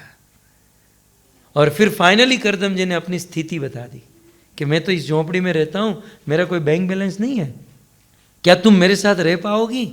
तब देवहूति ने कहा कि मेरे जीवन का लक्ष्य भी मौज शौक नहीं है, मेरे जीवन का लक्ष्य प्रभु की भक्ति है और आप भक्ति करते हैं, मुझे तो आपकी सेवा का अवसर मिल गया, मेरा जीवन धन्य हो जाएगा। मैं आपसे जीवन में कभी कुछ नहीं मांगूंगी, आप चिंता न करें, आप मेरा पानी ग्रहण कर लीजिए। और इस प्रकार करदम और देवहूति का विवाह हो गया। सुंदर मंगल विवाह हुआ और विवाह करा के मनु और शत्रुपा वहाँ से लौट गए। कई बार लोग प्रश्न उठाते हैं कि पूरे ब्रह्मांड के राजा 71 चतुर्युग तक ब्रह्मांड पर राज करने वाले मनु ने अपनी सुंदर सी बेटी को एक झोंपड़ी में रहने वाले के साथ शादी करा दी। सच कहें तो मनु महाराज बड़े बुद्धिमान थे। उन्होंने अपनी बेटी का ब्याह कराने के लिए उस लड़के का शरीर, चमड़ा, रंग, गोरा, ये सब नहीं देखा, उन्होंने उनका गुण देखा। एक ऐसी कथा है, महाराज जनक का नाम सुना है ना आपने? जनकपुर मिथिला के राजा महाराज, जो सीता जी के पिता है। जनक जी बहुत सारे क्षत्रिय राजा महाराजाओं को बुलाए, मीटिंग थी, और उसमें जनक जी ने अपने गुरु को भी बुलाया था कुछ सजेशन के लिए। लेकिन उस दिन जनक जी के गुरु बीमार हो गए और मीटिंग थी बहुत बड़ी, गुरु जी भी परेशान थे। तो गुरु जी के पुत्र थे जिसका नाम था अष्टावक्र ऋषि। अष्टावक्र ने अपने पिताजी से कहा, पिताजी आप परेशान? बोले हाँ, मुझे बीमार हूँ और मुझे जनक की सभा में जाना। बोले कोई बात नहीं पिताजी, आप आराम करो, मैं जाकर आ जाता हूँ। तो कहा ठीक है बेटा, तुम जाकर आ जाओ। अब राजा जनक की सभा में लाखों क्षत्रिय राजा महाराजा बैठे थे और उसमें अष्टावक्र ऋषि प्रवेश किए, अंदर आए। अष्टावक्र तो नाम ही उसका गुण आप समझते ना, अष्टवक्र, वक्र माने टेढ़ा, अष्ट माने 8, मतलब शरीर में 8 जगह से टेढ़ा, हाथ भी टेढ़ा, चेहरा भी टेढ़ा, नाक भी टेढ़ी, पाँव भी टेढ़े, मतलब शरीर में 8 जगह से टेढ़े थे, इसलिए इनका नाम ही था अष्टावक्र। और जब ऐसे 8 जगह से टेढ़े अष्टावक्र जनक की सभा में प्रवेश किए, उनको देखकर सारे राजा महाराजा हंसने लगे, है ना। कई बार हम लोग किसी को देखकर हंसते हैं, मजाक करते हैं, सारे राजा उनको देखकर उसकी मजाक करने लगे, हंसी उड़ाने लगे। जब राजा हंसने लगे तो राजाओं को हंसते हुए देखकर अष्टावक्र ऋषि उनसे ज़्यादा हंसने लगे। अब देखो, आपको देखकर कोई हंसे ना तो हमको बुरा लगता है, हमको क्रोध आता है, हमारा मुंह बिगड़ जाता है। लेकिन ये साधु तो उल्टा निकला, उनको हंसते हुए देखकर ये उससे डबल हंसने लगे।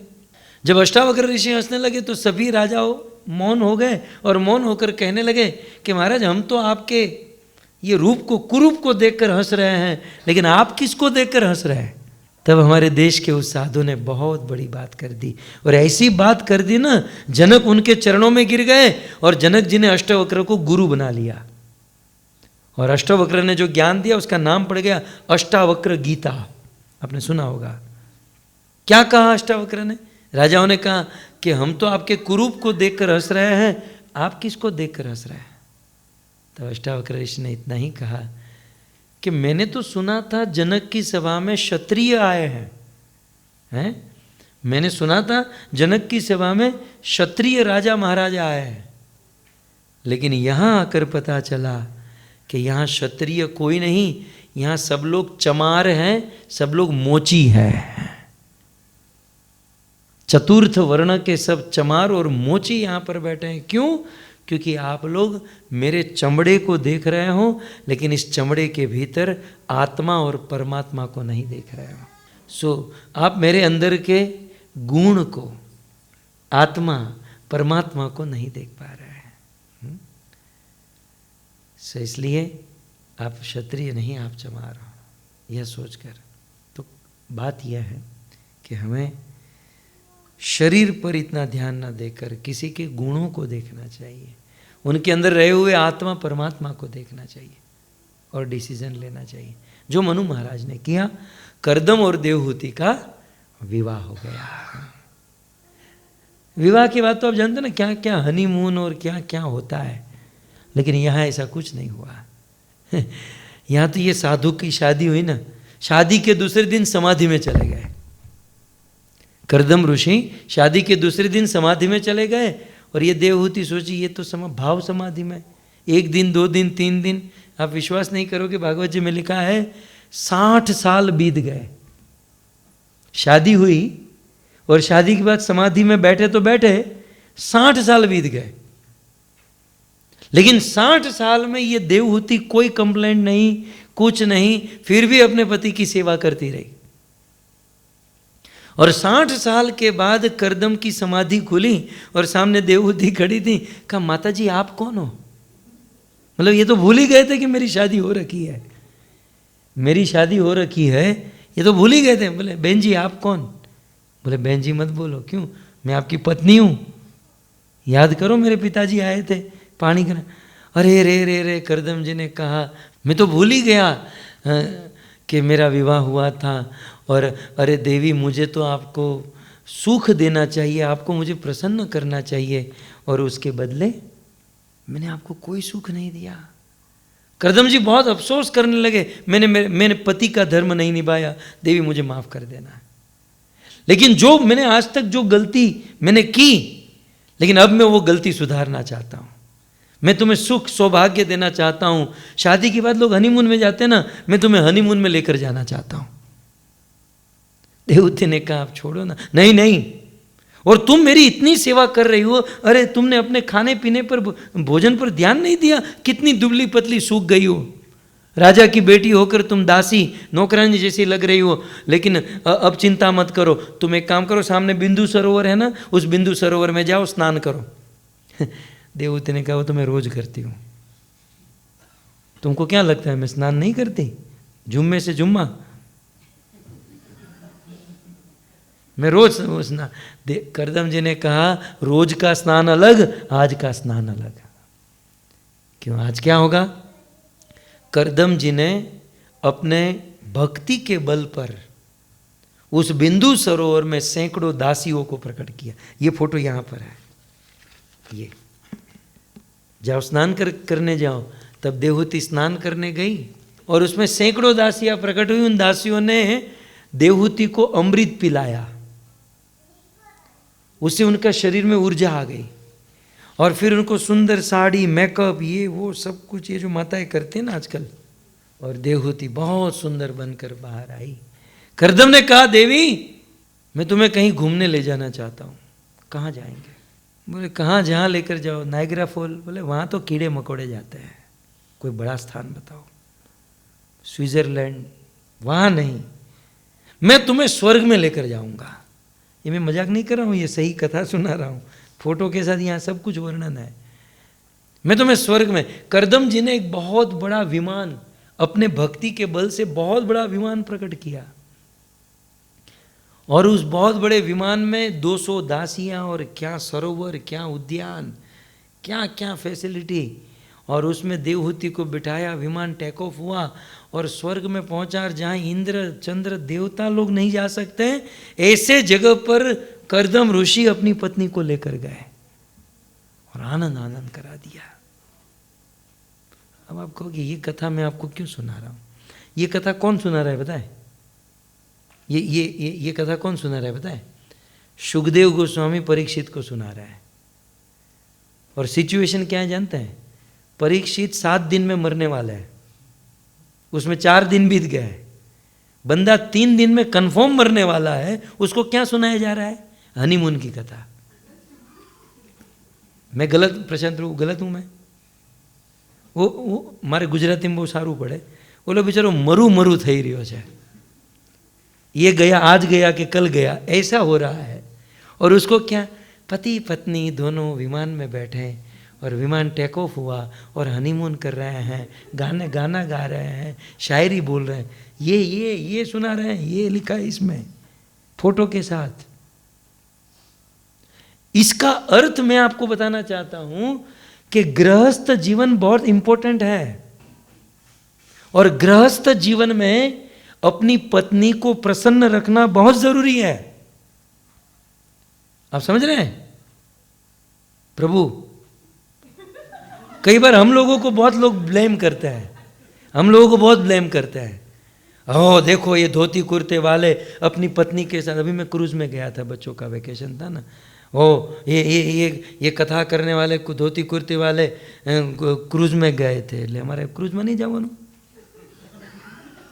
अभी जब मैं क्रूज में गया तो मैंने सोचा वो लीमो में एक एक्सपीरियंस करना था, तो मैंने लीमो को कॉल किया। हम लीमो में बैठ कर गए और फिर हम जहाँ जाते हैं वहाँ लोग फ़ोटो शूटिंग ये सब सोशल मीडिया में सब होता है, तो फ़ोटो लेकर डाल दिया और वो लीमो पहुँच गई हमारे पूरे साधु समाज में। मतलब वो चर्चा का विषय बन गया कि वो तो इतनी लंबी लंबी लीमो में आता है। लीमो मेरी, फैमिली मेरा, टाइम मेरा, कथा मेरी, वो क्यों जल रहा है मुझे आज तक समझ में नहीं आ रहा है। और मतलब हम साधु बन गए तो क्या पत्नी के साथ हमको सुख नहीं भोगतना है? मैं तो कहता हूं ये भागवत जी हमको ये सिखाता है, डिवोटी बनने के बाद सैटरडे संडे की छुट्टी हो, किसी बगीचे में जाओ, यदि बारिश न हो तो समर में, और पत्नी को आइसक्रीम या कुल्फी खिलाओ और कुल्फी खिलाकर 2 शायरी बोल दो, जीवन धन्य धन्य हो जाएगा। डिवोटी को ये मैं बोल रहा हूँ, कंठी तिलक वालों को। डिवोटी है तो क्या पाप किया है?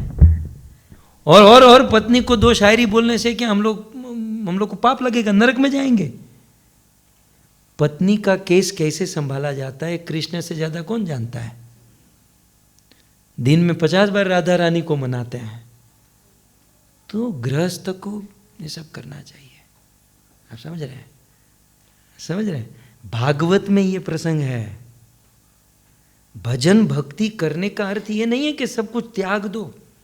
आजकल है ना, भक्ति का मतलब क्या है ना, खफा खफा हो जाओ, मुंह बिगाड़ कर बैठो तो ही भक्ति, नहीं तो भक्ति नहीं। भक्ति को लोगों ने बहुत सीरियस बना रखा है। भक्ति माने मुंह बिगाड़ना नहीं, भक्ति माने आनंद आनंद हो जाना, कृत कृत हो जाना। कुछ लोग सोचते हैं जब तक शरीर में कुछ कष्ट नहीं भोगतेंगे ना, मतलब शरीर में कुछ आगे पीछे नहीं होगा, तब तक भक्ति नहीं ना। ऐसा कुछ नहीं है। खा पीकर भक्ति होती है। कल आपने क्या सुना? योगी योगी पाए जहां, भोगे भोगी पाए तहां। योग करके योगियों को जो मिलता है ना, भोगियों को भोग करके मिलता है। कल हमने एक्सपीरियंस किया। हजारों वर्षों तक भूखे रहकर पानी में पर्वत पे तपस्या करके योगियों को जो मिलता है, कल वो अपन को पाव भाजी खा के मिल गया यहाँ पर। बोलो, योगियों को कष्ट भोगत के जो मिलता है, डिवोटी को वो आनंद मंगल करके मिल जाता है। भक्ति का अर्थ बड़ा प्रैक्टिकल है। कृष्ण से प्रेम करना है, आनंद करना है। सच्ची भक्ति जो करेगा ना, वो सदैव आनंद में रहेगा। इसलिए हमारे वहाँ भजन गाते हैं, जो आनंद संत फकीर करे। संत फकीर साधु संत जो आनंद करते हैं ना, वो दुनिया का आदमी आनंद नहीं कर पाता। वो आनंद ना ही अमीरी में, जो आनंद संत फकीर। खैर, तो मैं ये कह रहा था, ये पवित्र गृहस्थ, हाँ गृहस्थ जीवन में आनंद कीजिए, पति पत्नी को प्रेम करने का अधिकार है, एक दूसरे का ध्यान रखें, एक दूसरे की भावनाओं को समझे, लेकिन हाँ, वेद मर्यादा को न तोड़े, धर्म को न भूले। यदि धर्म से युक्त, भगवद गीता में कृष्ण ने कहा, धर्म से अनुकूल यदि काम वासना भी है ना, तो वो मेरा स्वरूप है। स्त्री पुरुष पति पत्नी में काम वासना भी है, वो काम वासना नहीं, वो कन्हैया है, यदि धर्म से अनुकूल है तो। आप समझ रहे हैं? धर्म के अनुसार है तो। धर्म विरुद्ध भूतेषु कामोस्मि भरतर्षभ, मैं काम हूं यदि धर्म से अनुकूल। ये भगवद गीता के वचन है। तो ऐसे ठुकराया नहीं जा सकता, सबको एक तराजू पर नहीं तोला जा सकता। सो यहां पर कर्दम और देवहूति का पवित्र गृहस्थ जीवन का वर्णन है कि वे दोनों आपस में प्रेम, और यह प्रेम करते करते देवहूति के गर्भ से 9 कन्या का जन्म हुआ। और यहां तो इनकी भक्ति का प्रभाव था, 9 कन्या बड़ी हो गई और 9 ऋषि के साथ 9 का विवाह करा दिया। विमान लैंड हुआ और दोनों बिंदु सरोवर के तट पर रहने लगे।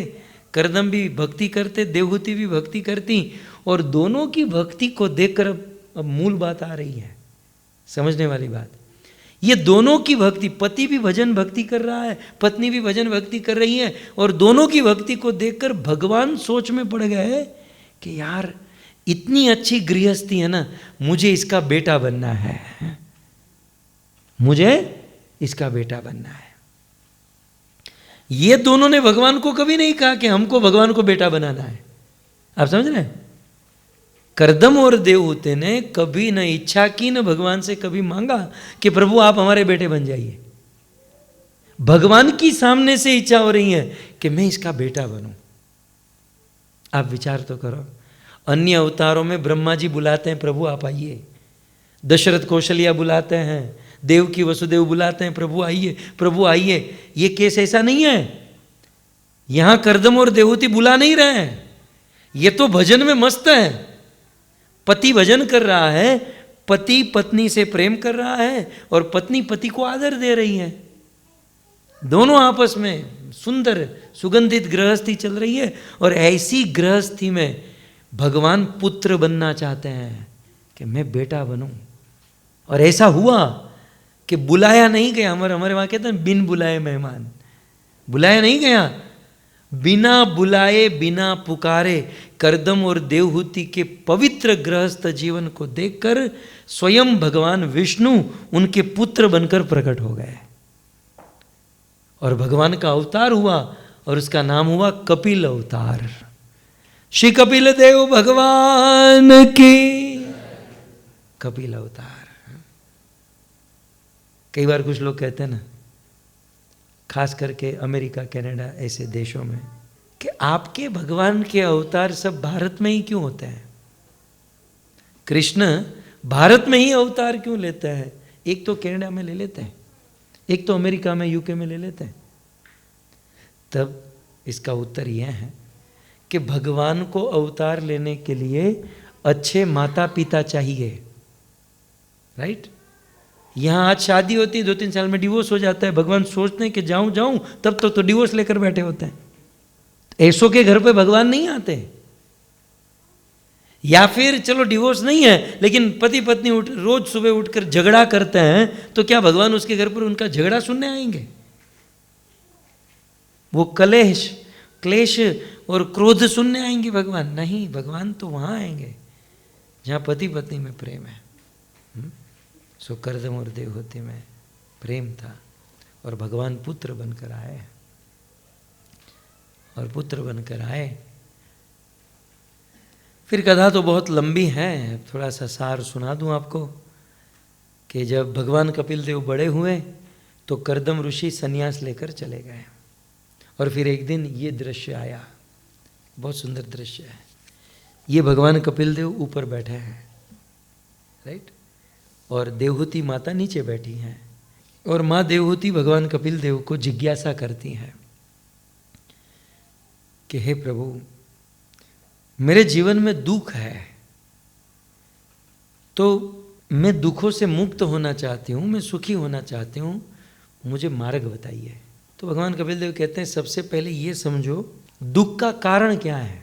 हम लोग है ना दुख को दूर करने की बहुत प्रयास करते हैं, मेहनत करते हैं, लेकिन उसकी सतह में जाए, उसकी गहराई में जाए कि ये दुख का मेन कारण उत्पन्न कहाँ से हो रहा है। तो भगवान कपिल देव अब फिलोसॉफी शुरू हो रही है। भगवान कपिल देव कहते हैं प्रसंगम अजरम पाशम आत्मानम कवयो विदु स एव साधुषु कृते मोक्ष द्वार अपावृतम। प्रसंगम, दुख का कारण क्या है, ध्यान से सुनिएगा, थोड़ी सी फिलोसॉफी भी जरूरी है जीवन को जीने के लिए। हमारे जीवन में चाहे कोई भी दुख हो, छोटा मोटा, कोई भी कलर का कोई भी दुख हो, दुख का कारण है बंधन। क्या कारण है? बंधन। हमारे जीवन में कहीं ना कोई बंधन है और वो बंधन दुख का कारण बनता है। दुख का कारण है बंधन। तो फिर बंधन का कारण क्या है? बंधन का कारण है आसक्ति, अटैचमेंट। सो अल्टीमेटली दुख का कारण क्या है? अटैचमेंट। संसार की किसी व्यक्ति और किसी वस्तु से जितना अटैच रहोगे आप उतने दुखी होंगे, लिख लीजिए आप। और कृष्ण से, भगवान से जितना अटैच होगे उतने दुखों से दूर हो जाओगे, उतने आप सुखी होगे। सीधा हिसाब है, इसमें ज्यादा रॉकेट साइंस नहीं है। कृष्ण सत चित आनंद है। कृष्ण कैसे हैं? सत चित आनंद। आनंद से अटैच होंगे तो जीवन में आनंद मिलेगा। और दुनिया दुखालय है। दुनिया की वस्तु और व्यक्ति नाशवंत है। नाशवंत दुखालय से अटैच होंगे, दुख ही मिलेगा। शुरू में ऐसा लगता है कि हमको ये मिल गया, वो मिल गया, अच्छा है। वो घड़ी दो घड़ी का अट्रैक्शन है। वो आपका घड़ी दो घड़ी का अट्रैक्शन आगे दुख में बदल जाएगा। समझ में आ रहा है ना थोड़ा बहुत? सो देवती ने कहा मैं दुखी हूं, मेरा दुख दूर कीजिए। तो भगवान कपिल देव कहते हैं पहले दुख के तत्व को समझिए। दुख का कारण है संसार में अटैचमेंट, संसार की वस्तु और व्यक्ति में अटैचमेंट। और जब तक अटैचमेंट होगा ना तब तक आपको कुछ पल्ले नहीं पड़ेगा। मैं क्या, लाल गोविंद दास छोड़ो, साक्षात ब्रह्मा भी यहाँ आकर बैठे ना, फिर भी हमारा कुछ नहीं होने वाला जब तक हमारे जीवन में अटैचमेंट है, आसक्ति है। एक आदमी की शादी, और शादी बारात लेकर नदी के उस पार लड़की का गांव था। तो सोचा कि रात को ही हम नदी किनारे पहुंच जाएं, रात भर नौका चलेगी, सुबह तक उस पार पहुंच जाएंगे और समय से विवाह मंडप में शादी हो जाएगी। पूरी बारात नदी किनारे पहुंची, रात्रि का समय। नौका वाले ने कहा कोई बात नहीं, आप सब लोग बैठ जाइए, सोना है तो सो जाइए, मैं सुबह तक पहुंचा दूंगा। अब सब लोग बारात, दूल्हा, दूल्हे के माँ बाप, सब लोग नौका में बैठे और बैठकर रात्रि का समय सो गए। और नौका वाले ने नौका चलाई। सुबह उठकर देखा तो क्या पता चला, जिस किनारे से बैठ रहे हैं नौका उसी किनारे पर खड़ी है। और सब लोग चिल्लाने लगे, आए रे ये क्या कर दिया, मुहूर्त चूक गए, अब हमारी शादी नहीं हो पाएगी। सब लोग उस नौका चलाने वाले को गाली देने लगे। अब नौका चलाने वाला क्या कहते, भाई मैंने तो नौका चलाई है, मैं पूरे पसीने से लथपथ हो गया, नौका चलाई, रात भर चलाई। बोले नौका चलाई तो यहाँ क्यों है तेरी नौका, तुझे उस पार होना चाहिए। तब एक आदमी आया और कहा कि भाई इसने नौका तो चलाई है, झूठ नहीं बोल रहा है, नौका तो इसने चलाई, मेहनत तो इसने की है, लेकिन एक प्रॉब्लम है कि वो लंगर निकालना भूल गया है। एंकर होता है ना, नौका को पार करने के लिए वो एंकर फेंकते ना, बोले ये एंकर निकालना भूल गया, इसलिए नौका तो चलाई, मतलब मेहनत तो की बेचारे ने, लेकिन वो आगे नहीं बढ़ पाई। वैसे आप लोग मंदिर आना, सत्संग करना, ये ग्रंथ पढ़ना, ये मेहनत तो करोगे, लेकिन वो लंगर जब तक नहीं निकलेगा ना, वो नौका चलेगी नहीं, जीवन में परिवर्तन नहीं आएगा। और वो एंकर, वो लंगर क्या है, वो एंकर है आसक्ति, अटैचमेंट। जैसे धृतराष्ट्र आसक्त थे, धृतराष्ट्र अपने बेटे में आसक्त थे, अपने राज्य में आसक्त थे। भगवत गीता कृष्ण ने जो अर्जुन को सुनाई ना, वही गीता संजय ने धृतराष्ट्र को सुनाई। ठीक है, एज इट इज वही गीता उसी समय, जिस समय कृष्ण अर्जुन को सुना रहे थे, संजय धृतराष्ट्र को सुना रहे थे। लेकिन अर्जुन गीता सुनकर करिष्य वचनम तव नष्ट मोहो स्मृति लब्ध्वा, अर्जुन तो समझ गए, लेकिन धृतराष्ट्र नहीं समझे, उसे पल्ले ही नहीं पड़ी। क्यों? अटैचमेंट, आसक्त थे। ये ग्रंथ शास्त्र पल्ले नहीं पड़ेंगे तब तक जब तक आसक्ति होगी। तो भगवान कपिल देव कहते हैं कि दुख का कारण है आसक्ति, अटैचमेंट। जितने डिटेच रहोगे उतने सुखी रहोगे। संसार के साधारण आदमी में और साधु में अंतर क्या है? दिखने में दोनों सेम होते हैं। आजकल के साधु थोड़े हमारे जैसे, आपको लगता है साधु है कि हमारी टाइप का आदमी है, लेकिन साधु वेश से नहीं होते हैं। आप समझ रहे हैं? मैं आपको एग्जाम्पल दूँ, आप समझ पाओगे। बहुत साल पहले की बात है। हमारे वहाँ दिल्ली मुंबई ट्रेन चलती है, बिजनेस क्लास ट्रेन, राजधानी express, right, special business class के लोगों के लिए। 3-4 स्टॉप ही होता है उसका। पहला स्टॉप दिल्ली होता है, दूसरा मथुरा होता है, तीसरा शायद कोटा, बड़ौदा और मुंबई, शायद 3-4 स्टॉप होते हैं। दिल्ली से राजधानी एक्सप्रेस चली, 2-4 व्यापारी बिजनेसमैन बैठे थे वो बिजनेस क्लास में। फर्स्ट स्टॉप आया मथुरा। मथुरा से एक लंबा जटाजूट दाढ़ी वाला बाबा उस राजधानी में चढ़ा और बिजनेस क्लास के लोग बैठे थे वहाँ बाजू में, ये भी बैठ गया। अब वो बिजनेस क्लास के लोग जो थे ना, वो कान में घुसघुस करने लगे। एक्चुअली वो क्या चर्चा कर रहे थे? ये देखो साधु अपने आप को साधु कहता है, अपने आप को बाबा जी कहता है और बिजनेस क्लास की ट्रेन में बैठता है। साधु समझ गया ये लोग क्या बात कर रहे हैं। बोले जोर से बोलो, क्या आप चर्चा क्या कर रहे हो, मुझे बताओ प्रॉब्लम क्या है। बोले महाराज हम लोग ये चर्चा कर रहे हैं कि आप संत हो, साधु हो, और साधु होकर बिजनेस क्लास में आप हमारी तरह ये ट्रेन में जा रहे हो। आपको तो फिरोजपुर जनता में जाना चाहिए, आपको देहरादून एक्सप्रेस में जाना चाहिए, आपको लोकल ट्रेन में जाना चाहिए। आप ये बिजनेस क्लास में सफ़र कर रहे हो, तो फिर आप साधु में और हम में अंतर क्या है ना? वो बिजनेसमैन जो थे, व्यापारी, उन्होंने कहा हमारे में और साधु में अंतर क्या, जब एक ही कोच में आप लोग सफ़र करते हो। तो साधु ने कहा अंतर देखना है। लगभग रात को 12:30-1 बजे थे और कोटा के बाद राजस्थान बॉर्डर क्रॉस हो चुकी थी, पूरा रेगिस्तान था। बोले तुमको अंतर देखना है? बोले हाँ। साधु ने वो इमरजेंसी, वो चेन होती है ना ट्रेन को रोकने की चेन, साधु ने वो चेन खींची, ट्रेन रुक गई। और अपनी छोटी सी बोरी थी, वो बोरी लेकर साधु ट्रेन से उतर गया। साधु ने कहा अंतर जानना चाहते हो ना आप में मुझ में? मैं यहाँ पर उतर सकता हूँ, आप लोग उतर सकते हैं? नहीं उतर सकते। क्यों? मैं इस ट्रेन में बैठा हूँ लेकिन इसमें अटैच नहीं हूँ। आप लोग इस ट्रेन में बैठकर इस ट्रेन से, इस कोच से अटैच है। आप समझ रहे हैं? साधु संतों में अंतर इतना है, हम भी संसार में रहते हैं, साधु भी संसार में रहता है, लेकिन संसारी संसार में अटैच होता है और साधु संसार में होकर भी संसार से अटैच नहीं होता है। ये अंतर है। हमें भी वैसा ही बनना है। जितना डिटैच होंगे संसार से उतना सुखी हो जाएंगे, उतना सुखी हो जाएंगे।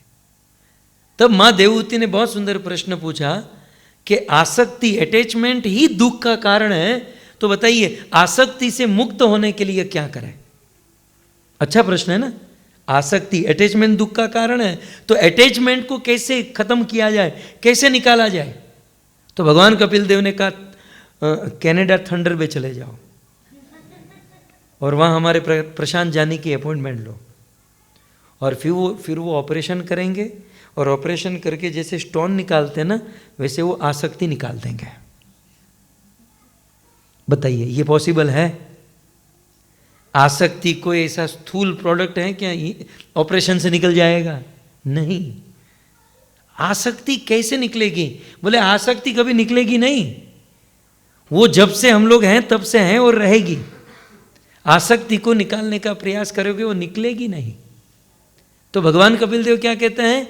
उस आसक्ति को डाइवर्ट करना है, आसक्ति को खत्म नहीं करना है, आसक्ति को डाइवर्ट करना है। और कैसे डाइवर्ट करना है? प्रसंगम अजरम पाशम आत्मानम कवयो विदु। जो आसक्ति संसार में है स एव, वही आसक्ति साधुषु कृते, साधु संतों में कर लोगे तो मोक्ष द्वार अपावृतम, तो मुक्ति का द्वार खुल जाएगा। आसक्ति जो संसार में है वो साधु में और भगवान में करनी चाहिए, तो मुक्ति का द्वार खुलेगा।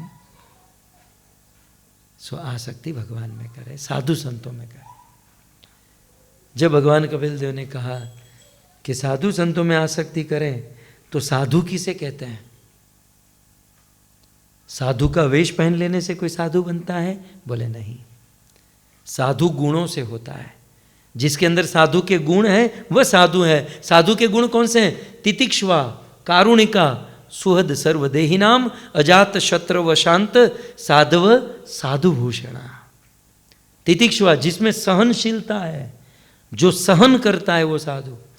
कारुणिका जिसका हृदय करुणा से भरा है वो साधु है। सुहद सर्वदेहिनाम सभी जीवों के प्रति शुभ भावना रखता है। सर्व भवन्तु सुखिनाम सर्वे सन्तु निरामया, वो साधु है। अजात शत्रवः जिसका कोई शत्रु न हो वो साधु है। शांत जिसकी इंद्रियां उनके कंट्रोल में है, जो सरल है, जो सिंपल है, ये सब साधुओं के लक्षण है। और ऐसे साधु की संगति करोगे ना तो मुक्ति का द्वार खुल जाएगा। तो भक्तों, यदि मुक्ति का द्वार खोलना है, सुखी होना है, तो क्या कहते हैं? साधु संगति करनी चाहिए। तो मैं आप सभी भक्तों से निवेदन करता हूँ कि आप इस मंदिर में बार बार आइए, रोज़ आइए, जितना टाइम मिले आइए, यहाँ पर साधु संगति कीजिए। और यहाँ अटैच होंगे तो संसार के प्रति डिटेच हो जाओगे, और जितना संसार से डिटेच और प्रभु से अटैच होगे उतना सुख बढ़ते जाएगा, आनंद बढ़ते जाएगा, जीवन में सुख होगा। हरे कृष्णा। धन्यवाद।